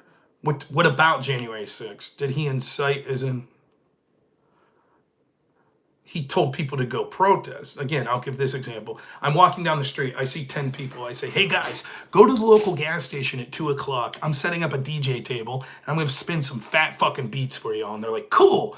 Now, they weren't going to go to that gas station until I told them that. Then they get there at 3 o'clock and I'm there. And I got that chick from Australia, Ray Gun, that's doing the, I'm a PhD in breakdancing. She's doing breakdancing. I'm doing that, and I do it for a half hour. I'm like, okay, guys, gotta go. Thanks so much for coming. And they're like, woo! And I leave, and then they stand around for 10 minutes, and they're like, fuck, you know what? I went in there to buy a soda, and this fucking guy working the register, he overcharged me, man. I gave him a 20, and he only gave me change for a 10 back. And they're like, fuck that! And they break in and start looting the place. Did I incite that? And you'd say, well, they wouldn't have been there if it wasn't for you, Rob. You're the reason they were there. You got them all amped up with your sweet fucking beats, man. No, Trump didn't tell them to be violent. Quite the opposite. He told them to be peaceful. So no, he didn't incite violence. But if we're going to say that talking to people and saying things like fight like hell and talking impassionately about problems you see with the country and the country being stolen is incitements to violence, then there's an awful lot to answer for the crowd that told us that the country's systemically racist. That would seem to be incitement to very much violence that we saw all throughout that summer.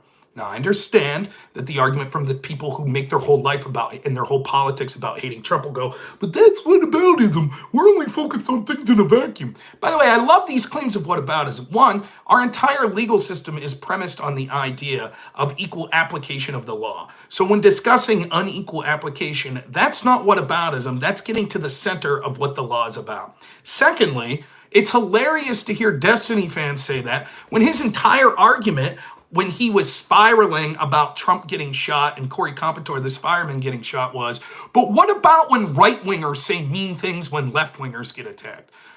Hilarious. I don't recall him and his supporters going, that's whataboutism. That's whataboutism, Destiny. Don't recall that. Fuck, I defended Destiny and said, has a point. Sometimes, like in the Paul Pelosi shit, I did find it to be a bit grotesque when people were like, oh, he got beat with a hammer. That's not fucking funny. Even if I agree there was weird shit about that story. Maybe it was a gay love tryst gone wrong. He still got beat with a hammer. Like, that's fucking crazy. It's not something you'll find me celebrating. But jokes are jokes. I don't give a shit. I didn't really call out the people saying that. Didn't really call out Destiny for his shitty jokes. But his whole defense was whataboutism when he's on Piers Morgan. It's weird. I don't recall the Destiny crowd that anytime I talk, what's whataboutism? What's whataboutism? I didn't recall any of them making that criticism to Destiny. I wonder why.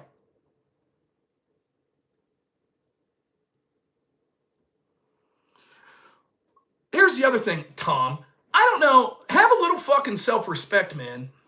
Let me say that. I'll say this to you, Tom. The way Destiny was treating you on that stream the other day, how did you not tell him to fuck off?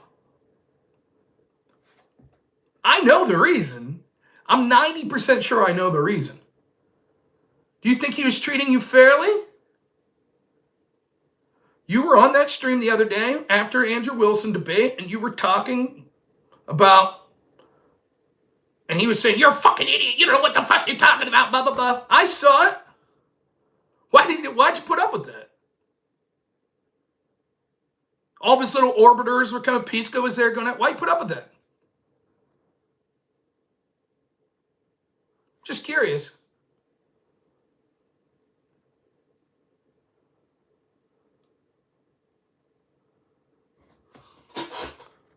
He says, oh, it was BS, but he conceded. Pisco apologized. Destiny came on my show afterwards and we talked. He gets a little too big for his britches. Sometimes you gotta say, fuck you. And this is the truth. I don't give a fuck. It's better for my channel. I'll be honest. I had 300 people at one point watching me tonight. Why? Because Destiny's name's in the title of my video. Probably 100 of the people watching tonight We're Destiny fans. Probably true. I'll still tell him to fuck off.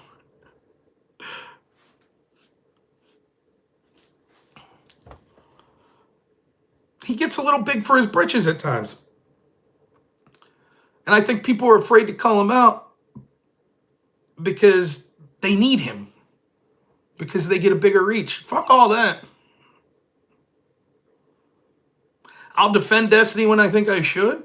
I'm quite honest when I say I don't dislike him as a person. I wish him well. I'll tell him to fuck off. I'll call him a crybaby when I think that he's crying. I just don't give a fuck. But this is my hobby.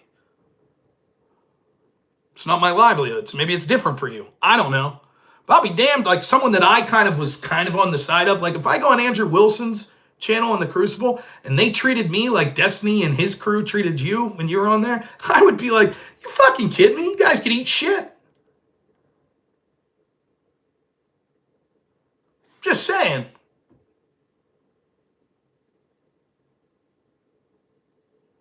Yeah, Destiny did rage quit by definition. His orbiter Pisco came on immediately preceding it and said, yeah, that was a bad look. Destiny rage quitted. He literally quit mid-sentence because he was pissed off.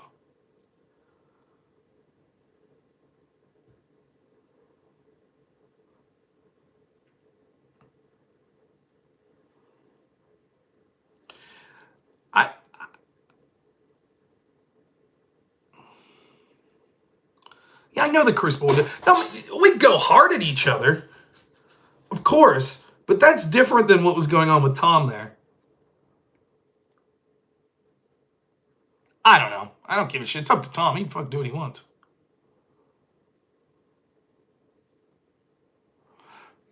Andrew won that debate with Destiny. That's the truth. And my debate vindicated Andrew. The entire argument for Andrew's argument was quite simple. Destiny, you only want to call this an insurrection so you can demonize Trump and his supporters. That's all this is. So if you're willing to say that your definition, which I think is broad, is too broad that it would encompass a bunch of Democrat actions as well, fine. I'll say January 6th was an insurrection, but then you don't have a moral high ground. That's exactly what the argument is. But he didn't define insurrection.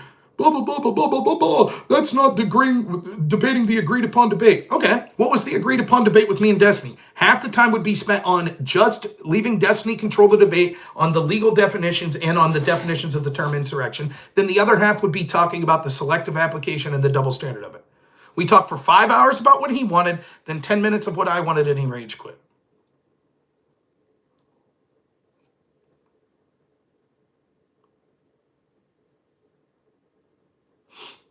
So the same criticism that Destiny fans had with Destiny and the Andrew Wilson debate is exactly what Destiny did to me. And his fans were like, great, he should have quit earlier. Yeah, based. Yeah.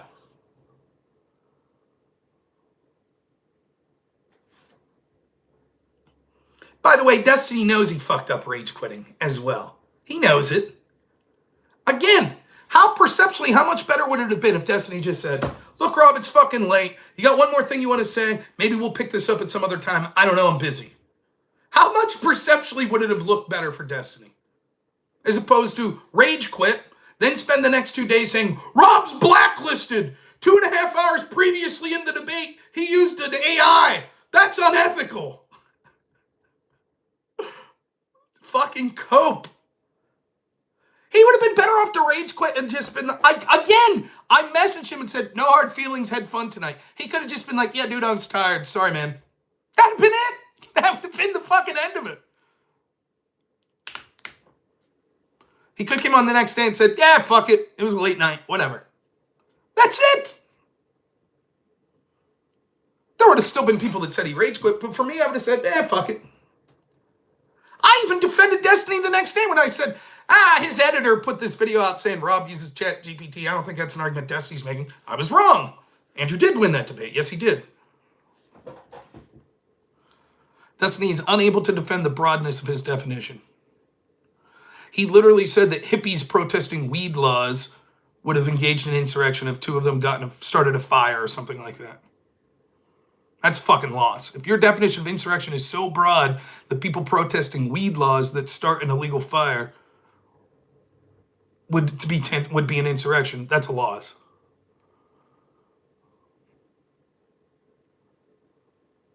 I'm still coping. Is that what I'm doing? I'm having fun. But I'm glad you came back after 3 hours.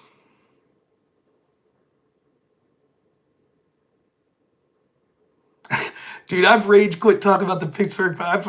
My whole life's been one rage quit as a fucking Pittsburgh Pirates fan. Ever since like Sid Bream came across the plate there in what, 92? Yeah. Man, everybody I cheer for is a fucking loser. The Pirates suck. Fucking Ron Paul lost. Populists lose all the time.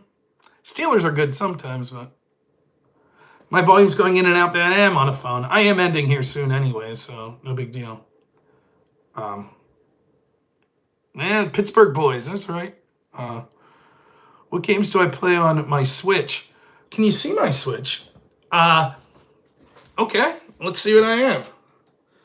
This is the games I have on my Switch downloaded right now. Triangle Strategy, it's like a tactic RPG. Mario Kart 8, I got that for my son, which he's starting to like get an interest in playing.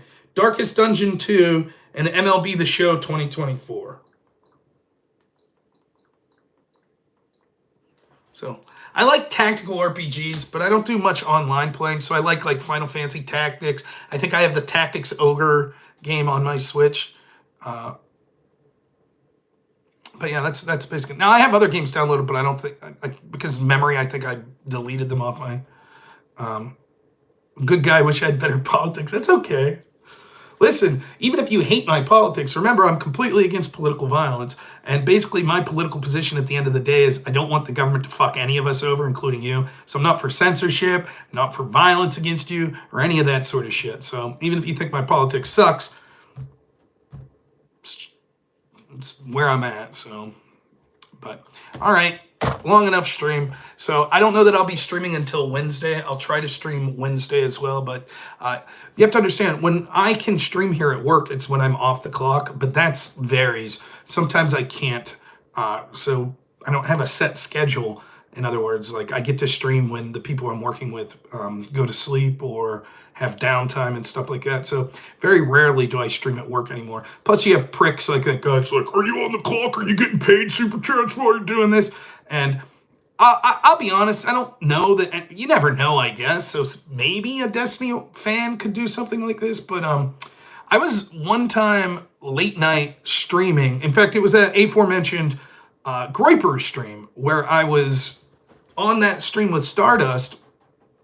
And one of the Groipers that was there the following night got swatted. And I've only ever talked about this once before. If I were to get swatted, that would be terrible when I'm at home. If I were to get swatted in a place where there was an autistic person, there is a chance that that interaction could go very poorly. Because sometimes people with autism, etc., they might not have the same interactions with law enforcement that other people would. And sometimes it can be difficult for law enforcement to understand what's going on. That could escalate very poorly, very quickly. That's one of the reasons I hesitate to stream, even though I'm okay and I'm off the clock, because of fucking pricks that bring that shit up. And so fuck that guy that brought up. Anyways, that situation where that person got swatted the day after, I think the Groipers are a little different. They're kind of involved in an escalation of tactics. But, you know, I'll say this. I guess this is the last thing I'll say. One of the things that worried me about what Destiny was saying, the worst part, I understood his impulse when he's on Piers Morgan and Piers is like, will you condemn this assassination attempt of Trump? And he's like, not to you. I believe it or not, I understand that, where it's kind of like, fuck you, I don't respect you, I don't owe you anything. I get that. I don't think that's him dog whistling he wanted Trump to get assassinated. The one thing that I thought was questionable was when Pisco asked him, before he was on Piers Morgan, did you want that bullet to kill Trump? And he's basically like, oh, I don't know what I could say. Well, the worst thing that could happen was him getting shot and living.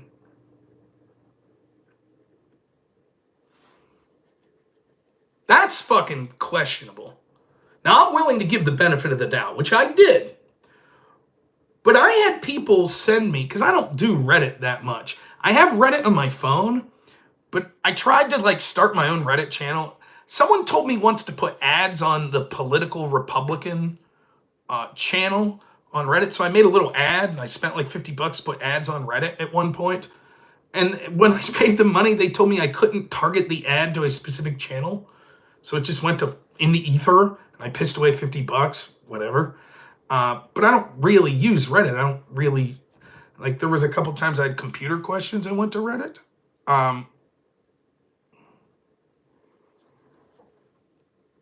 Yeah, you get it, David. Autistic person, sometimes interactions with police can be difficult. And yeah, whatever. Nonetheless, so people will send me screenshots, and so they like, or links to Reddit, and some of the fucking shit on Destiny's community, immediately following that Trump assassination attempt, and these comments that Trump was making was downright fucking scary. Like, downright scary.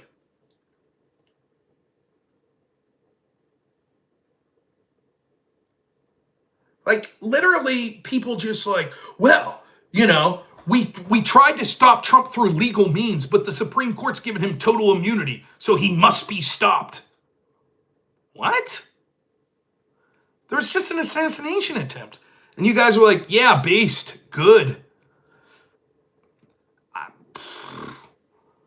That's why I made it my mission that week after that assassination attempt. You go back and watch the videos I was doing. I was like, hey man, can we all calm down? Can we all just start under the base assumption that it's not cool to call for assassination of your opponents? Can we start there? Is that a country we could live in? I mean, and if you go back, that's what I was doing for like a week. I was publicly and privately messaging other creators and was like, hey, can I come on the show and we can talk about like the need to de-escalate the calls of violence?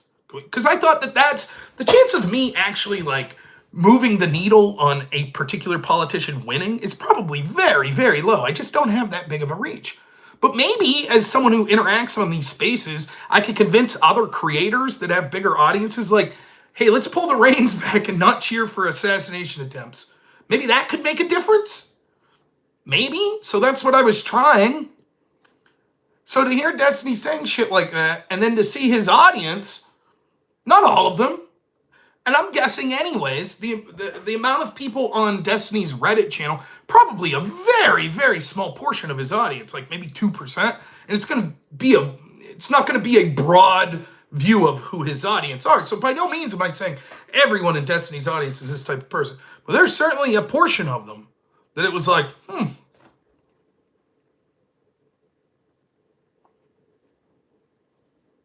So, I don't know. I'm happy if Destiny's channel has, if all I've accomplished is him bitching about me using ChatGPT in bad faith, as opposed to fucking talking about Trump supporters fucking around finding out if they get shot at rallies, then not good. He can talk about it every day. Good. If that could prevent even one member of his audience from fucking thinking about doing the worst, good for it. Unless they're thinking of attacking me, then fuck off. Don't attack me. I'm a nice guy. I have a great family. So, I don't know. That's it. It's all cope. I don't plan to keep talking about this shit. I don't want to keep talking about January 6th forever. I would still do that debate with Pisco if he wants, if we could find time for it. I would talk to Destiny under the assumption that I get to talk for 4 or 5 hours about what I want to talk about on insurrections and January 6th now. That I would do, but I'm not going to go back to his fucking, what's the definition of insurrection bullshit. We did that for 5 hours.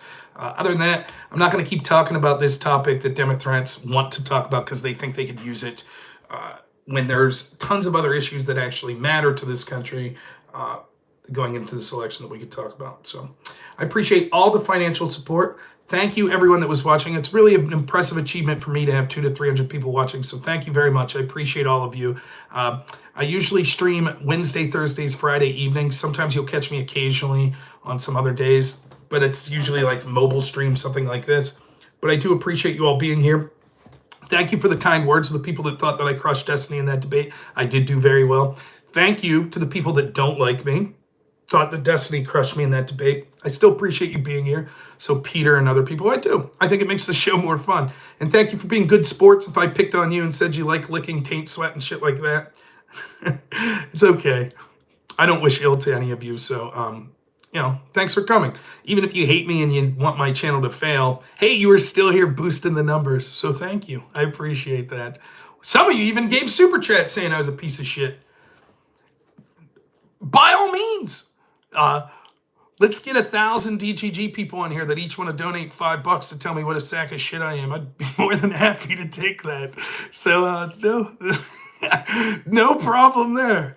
That's the best kind of hater to have, right? So no, but thank you all so much. Like I said, you probably see me Wednesday.